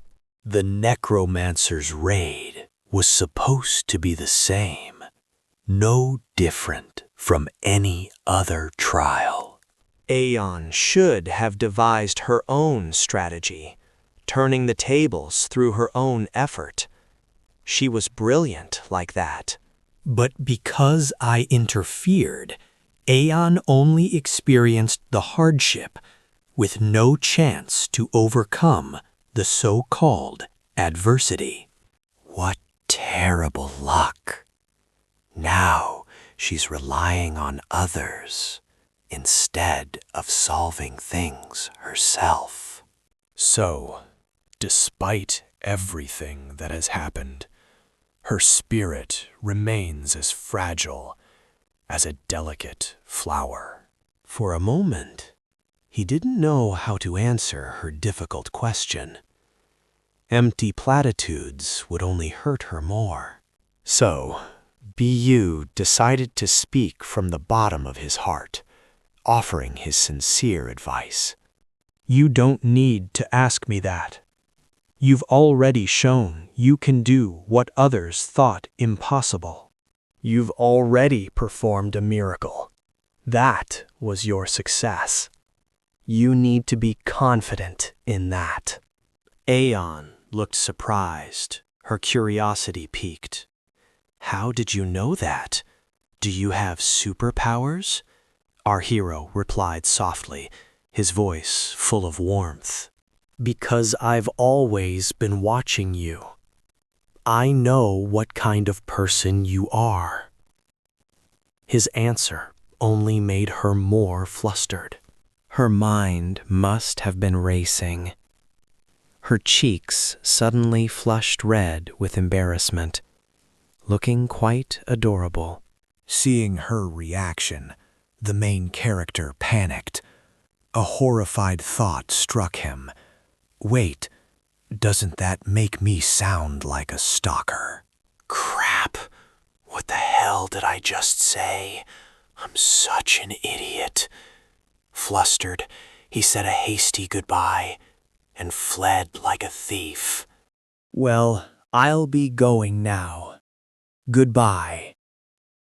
Only then did he dare to breathe a sigh of relief, as if he just escaped disaster. Oh man, I almost got myself into deep trouble. That was too close. Meanwhile, Aeon stood there, pondering Bayu's words. Her mind was racing. Did he really say he was always watching her? Or was it just a joke? No one had ever cared for the child of a traitor. I was just someone to be used and discarded. Even if they tried, it was only to find fault and criticize my mistakes, not out of real concern. No one ever truly cared. I'm so utterly alone. And yet, he was always watching me, or did I hear him wrong? But the boy's words pierced Isen's frozen heart like a warm ray of light. It flowed through her veins, unforgettable, forever etched in her mind. She could feel her heart pounding wildly in her chest. A strange flame growing within her. Her lost passion for magic, her forgotten goals were suddenly reawakened, as if reborn. Before she even noticed, the sun had risen over the horizon. A new day had begun. A new day dawned upon the bustling, vibrant city, a place where the world's most brilliant mages gathered. The Magic Council, a seat of immense power. Home to those so addicted to magic, they could never escape. And here, a momentous event was about to unfold, one that had captured everyone's attention. Rumors were flying about a Stella Academy student defeating a 5th-level necromancer. Truly shocking news. How could this be? A necromancer in this day and age? Was this some kind of sick joke? Hadn't those dark mages supposedly vanished long ago? Or are they plotting something in the shadows? It sounded sensational, but the report was real. A student had truly defeated a level 5 necromancer. Listening to the whispers, Busou was completely baffled. It's just an awards ceremony, so why is the Ministry of Magic here? And with reporters and nobles, this is complete overkill. They're making a huge deal out of this. Is something else going on? Wait a minute. Princess 𝐒𝐤𝐥𝐵 seems unusually excited, doesn't she? Did something good happen? And that guy is grinning like he just won the lottery. Sensing Bayu's stare, 𝐒𝐤𝐵 turned, her expression turning icy as she snapped with irritation. What are you looking at? Haven't you seen a pretty girl before? The main character stammered, completely flustered. It's nothing. I was just spacing out. Just then, Professor Lee Hong-gun addressed the hall, his voice booming with authority. Everyone, settle down. A solemn atmosphere filled the auditorium. Today, 13 golden faces of courage. Those who stood against the dark mages will be honored and rewarded. The award's prestige soared as the headmaster himself was presenting it. The news left the 13 rookies stunned, especially Baek Yoon-sung.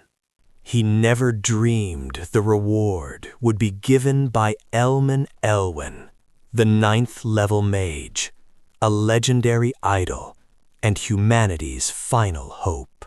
The appearance of 𝐿𝐴, a familiar NPC from the game, and practically a main character, made the ceremony even more epic.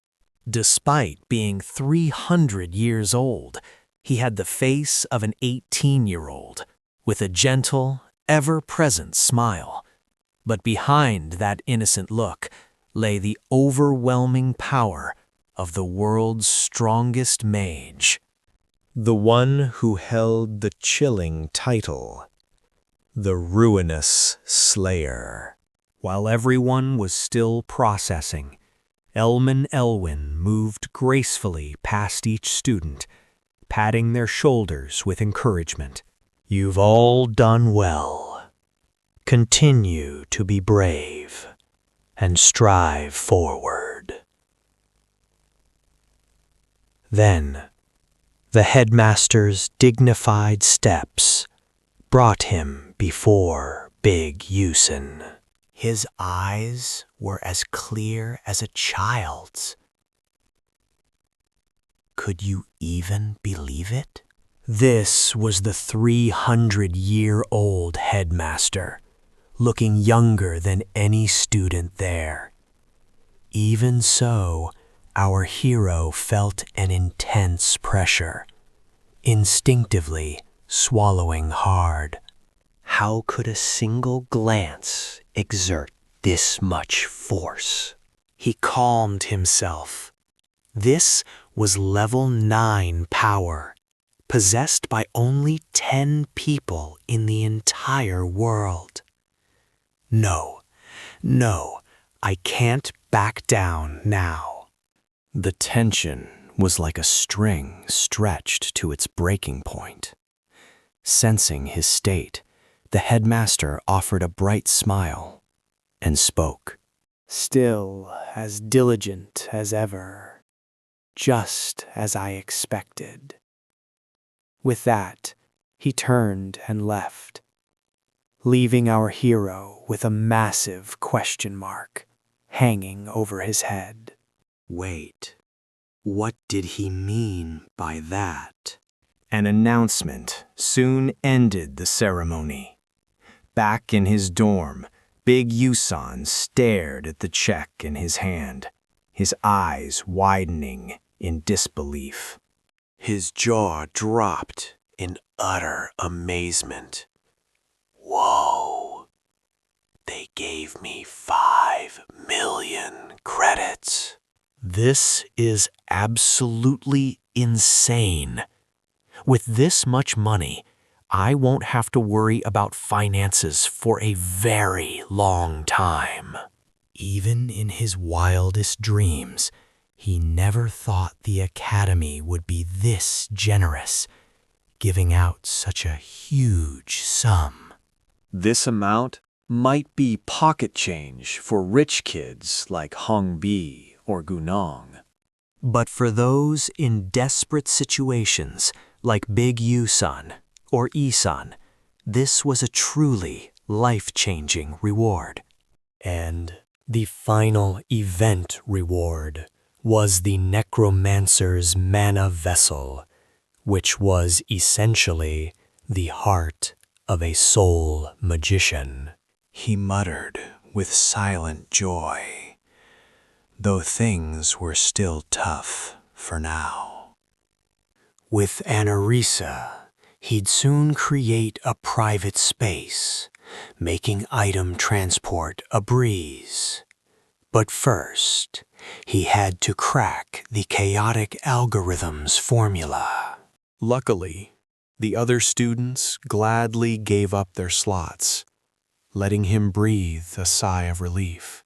Next up were the system rewards. Chapter 4, The Necromancer's Raid, was complete. You've earned massive experience for your unique story progression, and you'll get an extra reward from Project Constellatio.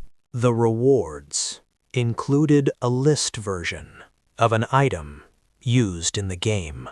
Second, a demo of a collected skill. And third, experience points. He was floored, completely stunned by this unexpected bonus. It wasn't that he disliked the offer, But he knew his current power was pathetic. He desperately needed this boost. This required careful consideration. Right now, skills were his top priority. So he poured the points into his flash skill. The recent battle had been a harsh reminder of his own weakness. Simply keeping up with others was pointless.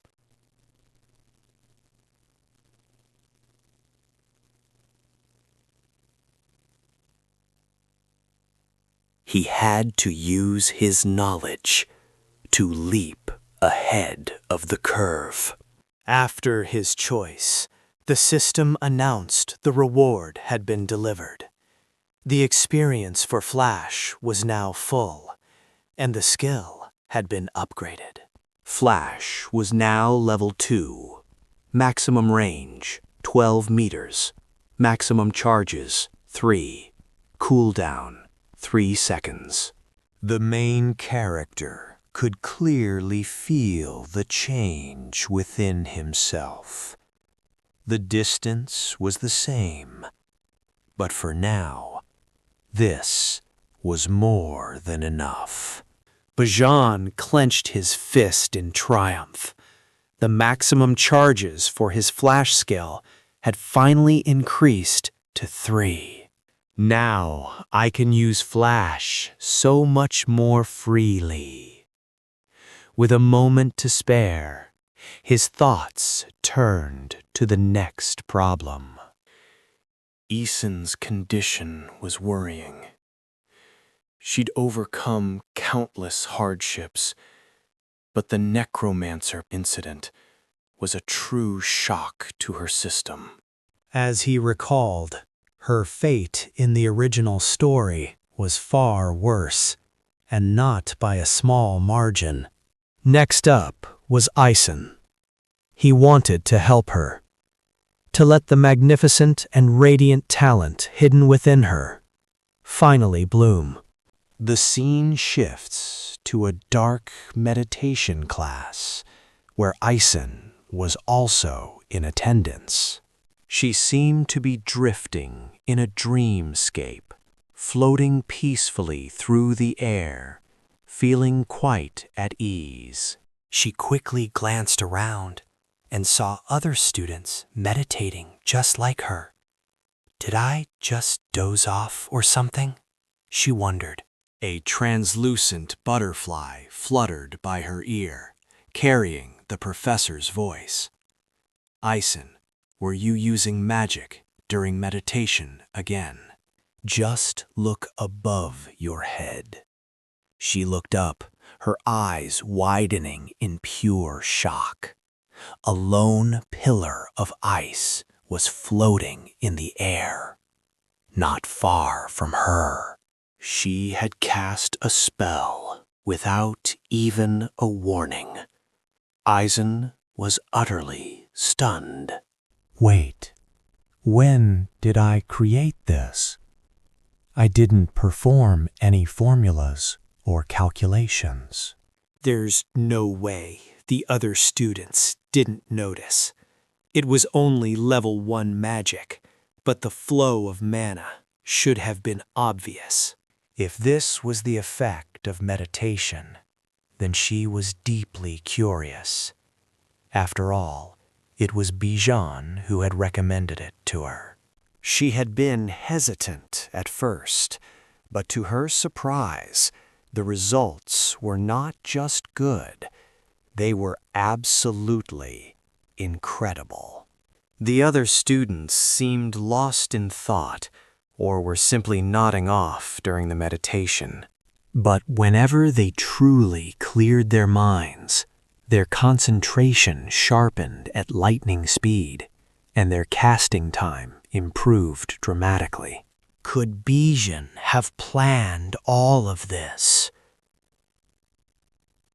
Moments later, the session ended and students rushed off for lunch.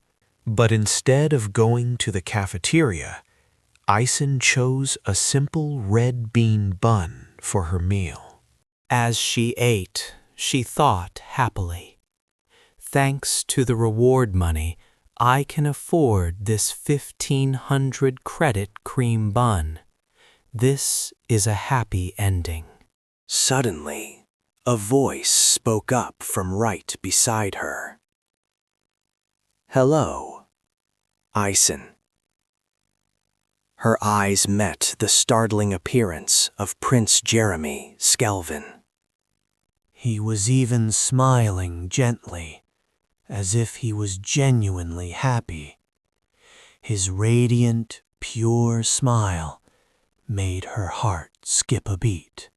Jeremy Skelvin's eyes crinkled as he spoke.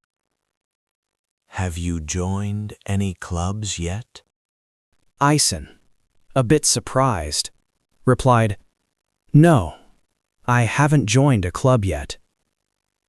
Jeremy pressed on. "Is that so? Then why not consider joining our club?" Of course, 𝐼𝐶N wasn't naive enough to accept such a sweet offer out of the blue. There must be a hidden catch to this generosity. I have to check this deal carefully. She narrowed her eyes and asked, "What's the condition?" Jeremy chuckled. "A condition? There is none. I simply like you." But that answer only made 𝐼𝐶N more suspicious. After all, it was clear that 𝐼𝐶N was a captivating young woman. A prodigy among prodigies, she hit level 3 by 17, with looks that could kill. But the title, Trader's Daughter, was a curse, ensuring no one ever got close. But Prince Jeremy Skelvin was different. He had to have a reason for approaching her. What a snake, 𝐼𝐶N thought. He's clearly trying to make me his prize. Seeing 𝐼𝐶N hesitate, Jeremy Skelvin stepped closer. My, you don't believe me. 𝐼𝐶N, I truly have no ulterior motives. Just join my club and stay by my side. I'll give you everything. You know who I am, better than anyone. 𝐼𝐮's mind was sharp. She understood perfectly. The Scanband Empire was at war with the Adolabit Kingdom. With Crown Prince Jeremy's power, her miserable life could finally be over. No more scrounging for scraps. No more suffering the humiliation of her title. She knew it was wrong, but the thought made her hesitate. As she opened her mouth, her eyes vacant, Jeremy smiled. He knew his victory was close. But in that moment, a hand shot up. Without a word, Flame strode forward, and a sharp slap echoed across 𝐼𝐮's cheek. The sudden blow stunned them both. The prince and 𝐼𝐮 stood frozen, completely bewildered. While 𝐼𝐮 looked stunned, venomous words erupted from Flame. "You absolute trash." Her eyes blazed with fury as she unleashed a verbal onslaught. You said you wanted to be with me, yet you're sneaking around with another man. You told me you liked me. Are you trying to back out now?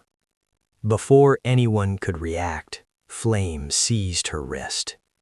You're coming with me. We need to talk.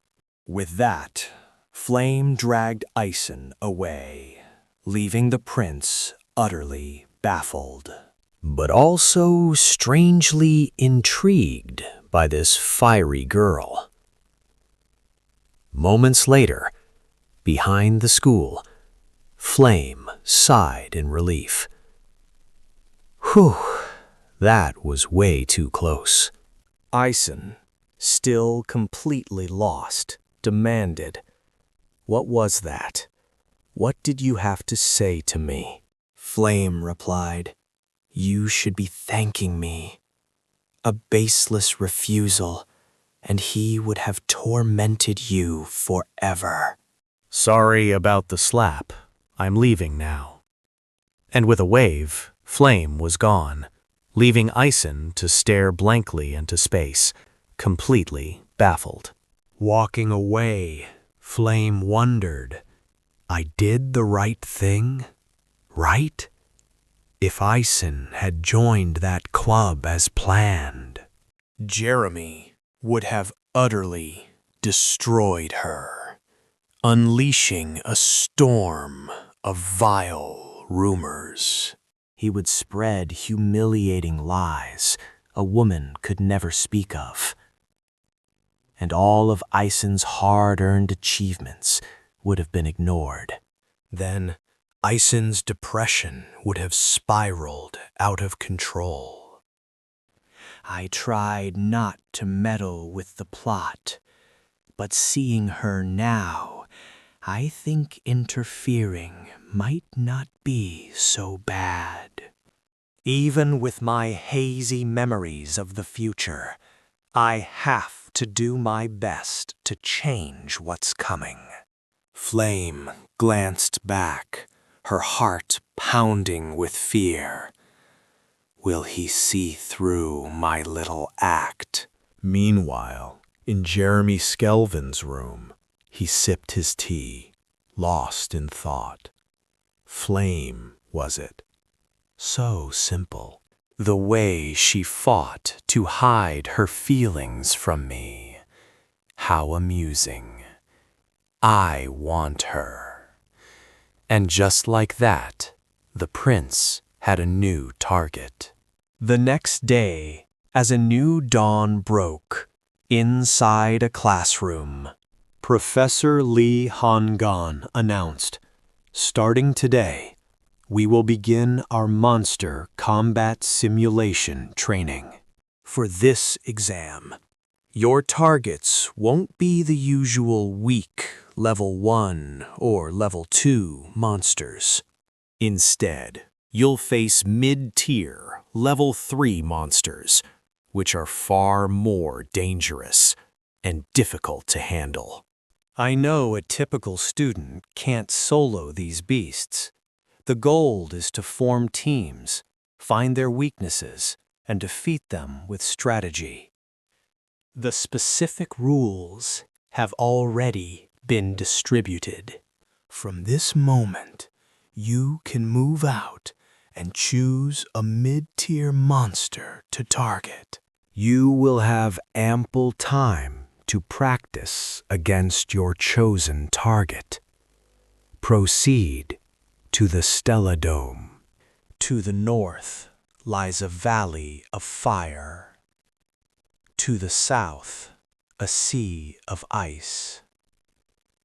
The west holds a barren desert, and the east a dense, overgrown swamp. Go there, find the terrain that suits your team, and hunt a monster that matches your combat style. Then eliminate it. Class A and Class S will both participate. The final evaluation is in 4 days. You will then perform your battle against your chosen monster. Form teams of up to 6 and submit your rosters to me. At these words, 𝐒𝐮𝐧𝐤 utterly alone. No one wanted her on their team. She thought with a sinking heart, "Professor, I absolutely despise teamwork." This evaluation is critical. If I don't get a good score, my scholarship is gone. Without a scholarship, I'll be stuck studying and working grueling part-time jobs. That would crush my study time, pushing the scholarship further out of reach. My magical progress would plummet, and a grim future would await me. I have to do better. Suddenly, a voice from ahead caught her attention. Princess, will you form a group with me? Her thoughts shattered. 𝐼𝐮 looked forward, only to see countless students swarming Princess 𝐒𝐤𝐿 Gyeon. They were all vying for her attention, trying to prove their worth. Truly, the treatment fit for royalty. Students gathered around her, and Princess 𝐒𝐤𝐿 could pick anyone she wanted for her team. In stark contrast, 𝐼𝐮 was utterly alone, with no one even glancing her way. She looked at 𝐒𝐤𝐿 with a trace of admiration. Before Adon Levis destroyed my clan, I was surrounded by the same flattery. Both of them had such similar starting points, a time when the Moor clan of ice was at its peak, alongside the Adalavit royal family of fire. Back when the two families competed to rule the magic world, they were locked in a tense power struggle, keeping each other in check. Neither side was stronger than the other. For that very reason, Bon and 𝐼𝐮 were born as prodigious talents. While 𝐼𝐮 could create an ice needle, 𝐒𝐤𝐿 could conjure a flame from her fingertip. This wasn't just raw skill. Using magic at birth without any training was a true gift from the heavens. It guaranteed they could one day reach the celestial realm. A plane that all mages yearned for, a world where they could attain unrivaled power. All eyes were constantly on 𝐼𝐶 and Hong Bon.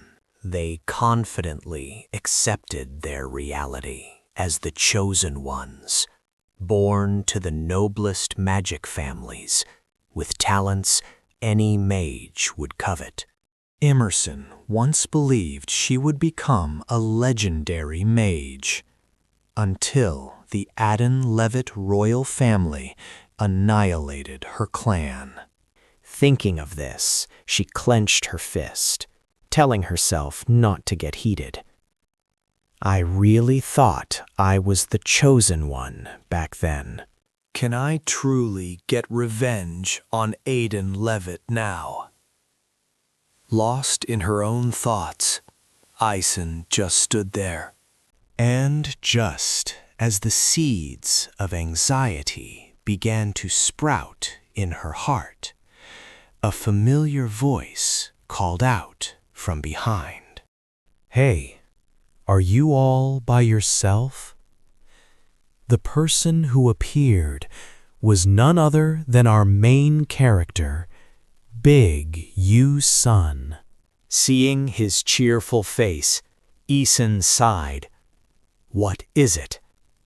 Hearing this, Baek Yoon-sung knew he'd come at the perfect moment. 𝐼𝐶's confidence hadn't been completely consumed by darkness yet. With that thought, our hero flashed a dazzling smile, pointing to himself. Team up with me. Nearby, Princess Hong Bian immediately noticed Baek Yoon-sung. A hint of disappointment crossed her mind. Baek Yoon-sung. She wondered why he'd pick 𝐼𝐶 when he had a sea of other choices. Meanwhile, 𝐼𝐶 was just as shocked. She asked him again, "Did you just say, team up?" Baek Yoon-sung slowly explained. "You know there's no minimum member rule, right? The two of us can form a team and get bonus points for being a small group." Hearing that, 𝐼𝐶 blurted out, "Are you crazy? How can two people face a mid-sized, level 3 monster?" After saying it, her mind was somehow convinced. A single thought flashed through her head. For some unbelievable reason, If it's with Baek Yoon-sung, I believe we can do it. Seeing she didn't refuse, he gave a confident smile and asked, "So, are you in or not?" at his words, 𝐸 froze for 5 seconds. After thinking it over, she finally nodded. "I agree. Besides, I'm stuck without anyone to team up with." Baek Yoon-sung laughed. Perfect decision. I'll go submit our names. With that, he turned and left, while she watched his retreating back. Just then, the sound of approaching footsteps echoed. 𝐼𝐶 was surprised by the person's sudden appearance. Hong Bon stood before 𝐼𝐶, arms crossed with an annoyed look. "Hey." Startled, 𝐼𝐶 replied, "What do you want?" If you're trying to compete with me,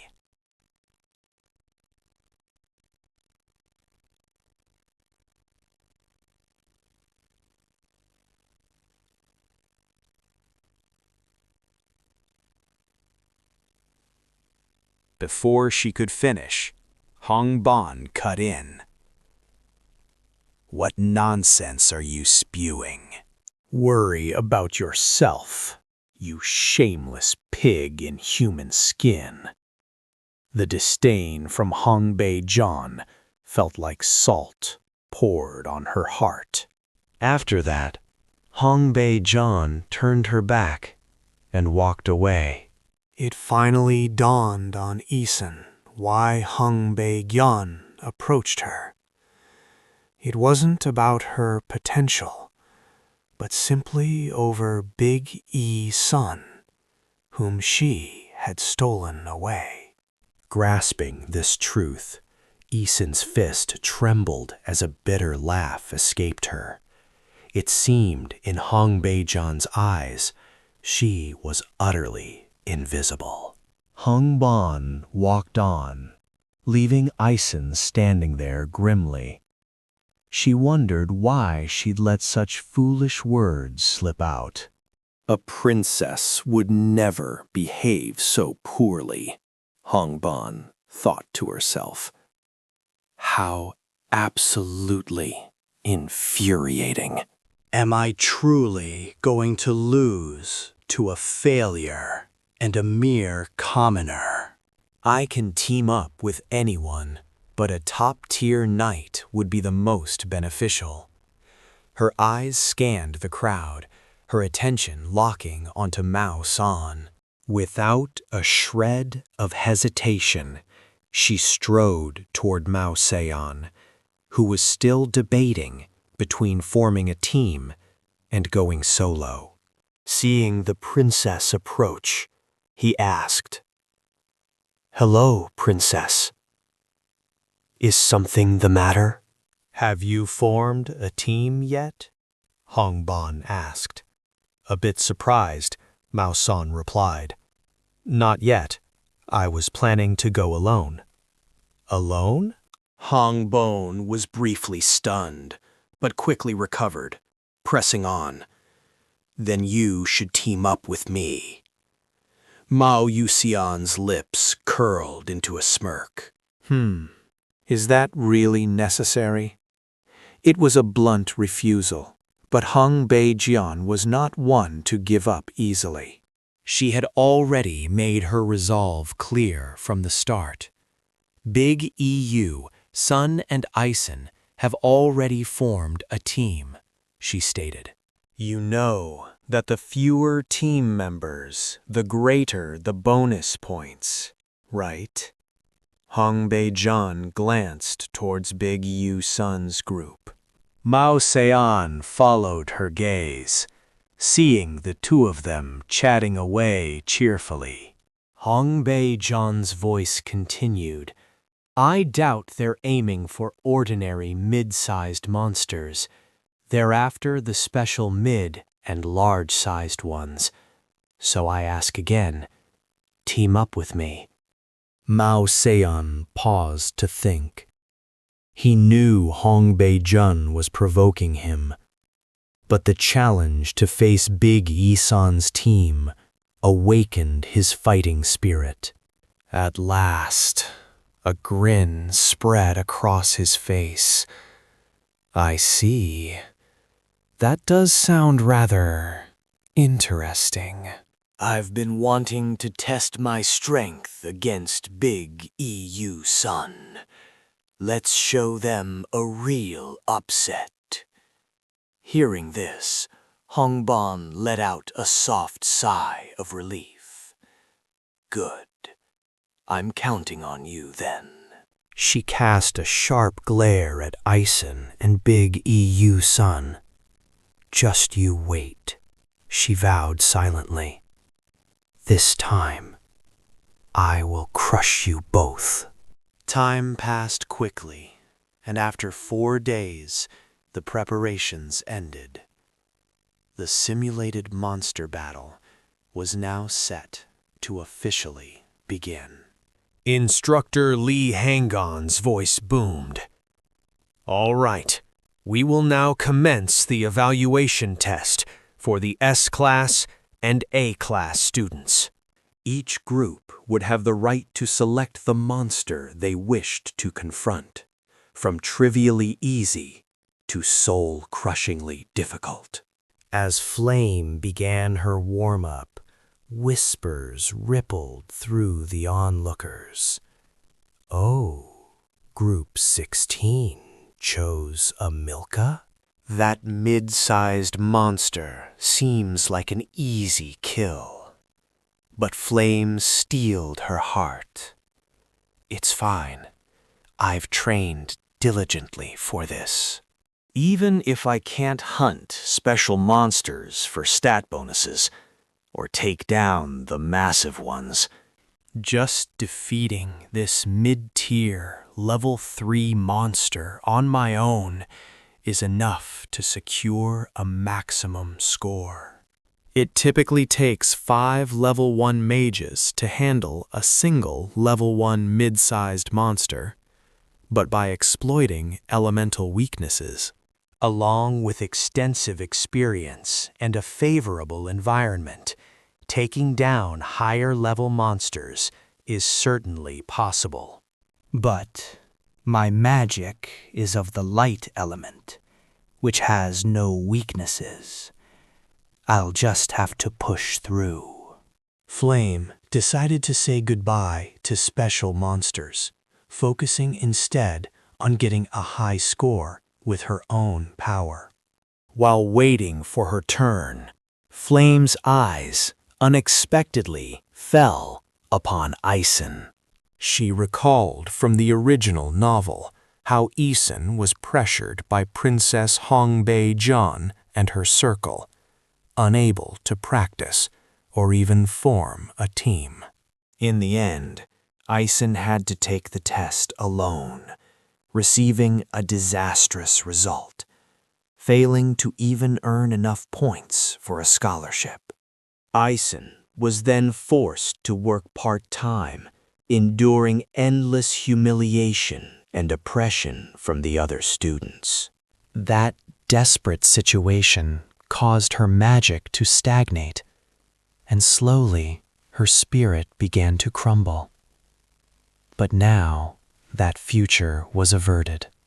Flame and Big EU-sun, transmigrators from the future, had arrived. The original story's script had been completely rewritten. Big EU-sun had chosen to team up with 𝐼𝐧𝐻, despite his amnesia preventing him from remembering their past. But thanks to his kindness, 𝐼𝐧𝐻's future now seemed immeasurably brighter. At that moment, a loud explosion ripped through the air, startling Flame. Looking toward the arena, she saw that the monster had been defeated. Professor Hang-On declared, "Group 16 has completed the test. You've all worked hard." The crowd erupted in cheers, and Flame knew her turn was fast approaching. Her heart began to race with a mix of nerves and determination.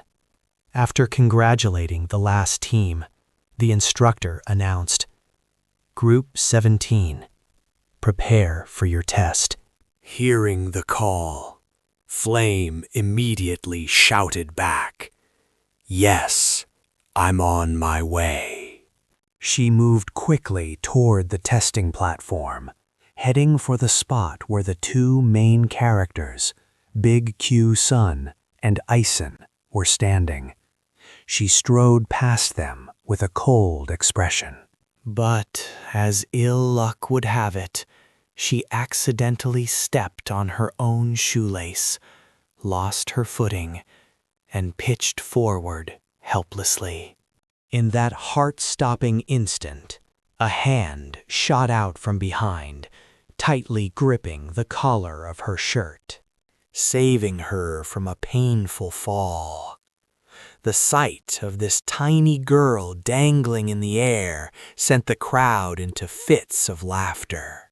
Laughter erupted throughout the stands. "Ha ha ha ha! She's so small. She's even shorter than my little sister." The one holding her collar was the main character, Big U-ton. He asked, slightly flustered, "Are you all right?" Flame was speechless, embarrassed to be held like a child. Baek Yoon-sung quickly released his grip on Flame. She shyly turned to thank him. He pointed to her foot, saying, "It's nothing, but you should tie your shoe." Looking down, Flame saw one of her laces was a tangled mess. She clearly remembered Jackie tying them securely just a moment ago. Seeing her struggle, Baek Yoon-sung offered to help, but Flame quickly refused and fixed it herself. She thought, "That was close. I almost failed the test before it even began." With her lace retied, Flame stepped onto the testing platform, her aura brimming with confidence. When they saw her standing alone, the audience began to whisper, "Is she by herself? Looks like it. Surely she can't solo a mid-tier monster." Some male students glanced at each other, murmuring about those who were too unpopular to form a team. In the world of magic, they say connections are everything. Flame's test began against an enormous mid-tier monster. Before it, she was like an ant. The pressure from the size difference was immense. The surrounding whispers continued without stopping. That beast doesn't even have a special attribute. This is hopeless. Just then, the instructor's announcement echoed out. And so, Group 17's test begins. The moment the signal was given, the monster lunged at Flame with lightning speed. But Flame stood her ground, focusing on her chant, ignoring the worried murmurs from the crowd. Look how she's rushing the incantation. How can she possibly handle this alone? As she completed the spell, a golden magic circle appeared beneath her feet. With eyes full of determination, Flame believed she could win. Next, Flame cast a transmutation spell, causing the vines to harden like solid rock. The monster began to weaken, its body trembling with helpless fury. But Flame knew it wasn't over. She summoned 3 halos above her head, gathering power for a final strike. At that moment, the beast went berserk, flexing with all its might. The petrified vines began to crack, and a second later, they shattered completely. Freed from its bonds, the beast charged again, its eyes blazing with fury. It opened its massive jaws, intending to swallow Flame whole. But in that instant, Flame's magic finally activated. A colossal beam of light shot forth, piercing straight through the attacking monster. The fatal blow left a gaping hole in its body. Having used nearly all her mana, Flame gasped for breath. The giant monster was finally defeated. It crashed to the ground with a thunderous thud, shaking the very foundation of the arena. Watching from a distance, the other students stared in absolute shock. The teachers and guests took off their glasses and put them back on, unable to believe their eyes. The students who mocked her were now completely silent. That's unreal. Our team of 5 couldn't even take down a mid-sized monster. Who is she?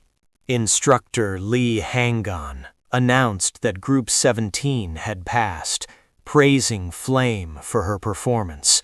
She bowed her thanks and left the stage, thinking, I finally cleared it.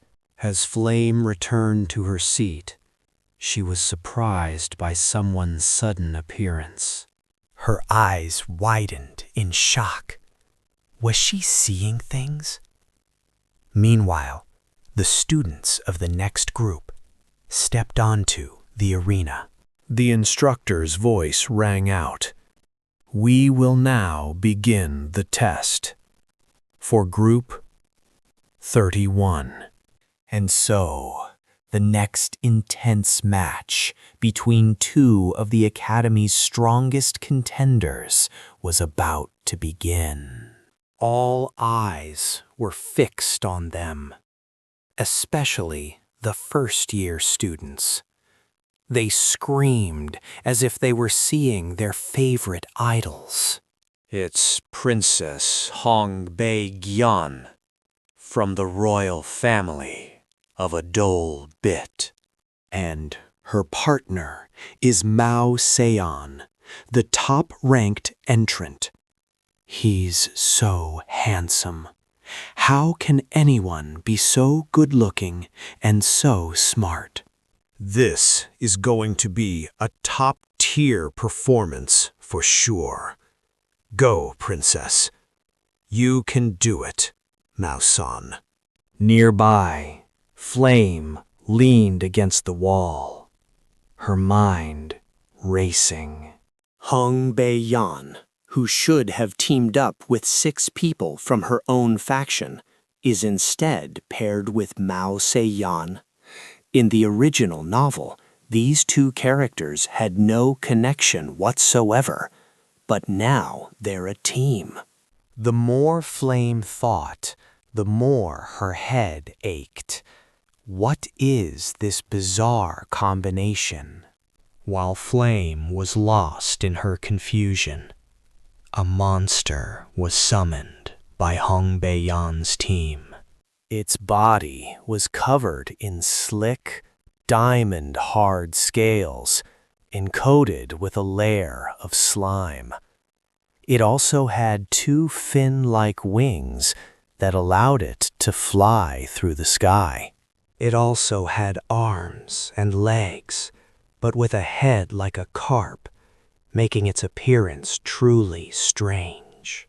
The students in the stands gasped in pure shock. Wait a minute. This is impossible. A phantom fish? That's a special mid to large class monster. To challenge a monster with a clashing element. Are they out of their minds? Professors and mages quickly pulled up magic charts, analyzing Mao and Hong Ban's attributes. Many teams have challenged special mid-level beasts, but every single one of them failed miserably. And they fought with an elemental advantage. But Hong Ban's team is giving up that crucial edge. They're clearly aiming for bonus points. Others were in awe, as expected of the Adol Empire's princess, truly top tier. Just finding a phantom fish is a huge challenge. I can't believe they're going all in like this. According to the original novel, Princess Hong Bion's attribute is fire. Mao San can use earth, lightning, and fire, but those are merely secondary. His true attribute is a closely guarded secret. so he declares the one he's most confident with. The phantom fish is a water-type beast, a variant known for its incredibly tough scales. They once dominated the seas with their vast intelligence and numbers. But a curse centuries ago stripped them of their intellect. Now they are nothing more than simple beasts. However, they retain one special trait from their time as rulers: the ability to fly through the air. This makes the water-type beast immune to lightning magic, which is normally a flyer's fatal weakness. What's more, it has a type disadvantage against Mao San's most used attributes. They're not just fighting a beast that defeated everyone. They're doing it without any elemental advantage. It looks like they're aiming for a perfect score on this exam. But that's only if they succeed. While the crowd murmured, Instructor Lai Hangon gave the signal to begin. At the signal, the phantom fish shot into the sky with a roar. Its foul breath washed over the stands. As the beast drew closer, Hong Ban raised her staff and spoke. Let's begin. We'll stick to the plan. Beside her, Mao Xian nodded. Understood, Princess. With that, he twirled his wand and retreated. A student watching from afar asked, "What's their plan?" Another added, "I thought they'd attack, but why is the knight retreating behind the mage?" What kind of bizarre strategy is this? As the audience focused on their every move, Mao San suddenly used haste and launched himself into the air, directly confronting the phantom fish. Meanwhile, on the sidelines, 𝐸 watched Mao San's confident form, stroking his chin. Oh, for a first year, his haste is quite impressive. Banyan nodded in agreement. Indeed, the kid's got potential, but at his level, he'll never reach that beast. Besides, you can't use haste in midair. So what in the world is he thinking? Defying everyone's disbelief, Mao Xian used his wand to summon a stone platform beneath his feet. Then, a fireball cast by Hong Bian exploded at Mao San's exact position. The shockwave from the blast propelled him forward again. Mao Xian shot towards the monster like a rocket. Witnessing Team 31's coordination, the audience stared, wide-eyed, in amazement. Their teamwork is flawless. It's unbelievable. Approaching the phantom fish, Mao San conjured a colossal stone fist in mid-air. He slammed the giant fist into the phantom fish, sending the beast crashing to the ground at terrifying speed. When the dust settled, the phantom fish lay motionless on the ground. The immense physical impact had cracked its tough scales. Wasting no time, Mao San began casting another spell. A blue magic circle appeared on the ground beneath it. Countless stone pillars erupted, locking the beast in place. but Mao Seon isn't a control-type mage. The phantom fish easily powered through his spell. Seeing his magic broken so easily. Mao San wasn't angry as he landed. His only goal was to buy time for Princess Hongbon's spell of destruction to complete. And then, a colossal fireball, like a miniature sun, descended upon the phantom fish, making it howl in agony. An earth-shattering explosion engulfed the entire area. Up in the stands, the students watched in disbelief as sweat dripped down their faces. Good heavens! That was only third-tier magic. How could a fire spell make it howl in such agony? With the phantom fish still standing, Ma Song unleashed his lightning magic, a finishing smile on his face. As he spoke, a pillar of light crashed down upon the phantom fish. Despite its water attribute, before absolute power, such things are meaningless. After those two attacks, the creature finally fell, its body fading into dust. Witnessing this, the crowd's excitement exploded. They erupted in thunderous applause and praise. The phantom fish was defeated in an instant. That was insane. This year's freshmen are on another level. That first-year girl who soloed a mid-tier monster was amazing too. These rookies are no joke. Their skills are on par with the third-year S-class seniors. Really, absolutely. With their display over, Hong Bi-young and Mao Sung headed back to their seats. Feeling the admiring and envious gazes of the entire crowd, Hong Bi-young felt her confidence soar. The high of a glorious victory, plus a slight flex of power, was intoxicating.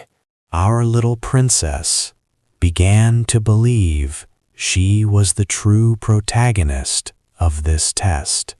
Glancing over at Yu Song and ISEKAI'D's team, a huge question formed in her mind. Could you ever defeat me? No matter what monster you and ISEKAI'D choose, you could never put on a better performance than us. of course, this was just the inner monologue of the delicate princess, Hong Bi-young.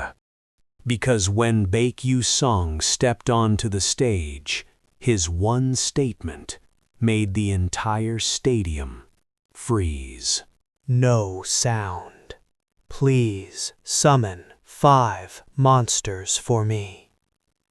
Needless to say, the crowd was utterly dumbfounded. Princess Hong Bi-young's expression of shock and disbelief was plastered all over her face. While she tried to maintain her composure, the other spectators began to whisper. What did I just hear? Didn't every team, besides Princess Hong Bi-young's and Flame's, need 5 members just to struggle against one mid-tier monster? And now these 2 want to take on 5 at once? Heavens! I've heard rumors about him, but is he crazy? All eyes, like spotlights, were now fixed on our main character. Countless rays of blue light enveloped the pair as the summons succeeded. And just like that, a pack of menacing mid-tier monsters materialized in the arena. Our hero and ISEKAI'D were now surrounded, caught between them. The two looked so small, as fragile as ants about to be crushed. From their special viewing angle, even the two judges were a bit stunned by the monster's grand entrance. According to the famed monster researcher, Baek Yoon, 𝐒𝐲𝐬's team had summoned an all-star lineup, including a poison frog and a meridon. A black sand buffalo, a Caden bird, a Nami slime, and a rather fierce-looking bat. Princess Hanbyong, standing nearby, turned to Mao Song with curiosity. Hey, Mao Song, do you notice anything?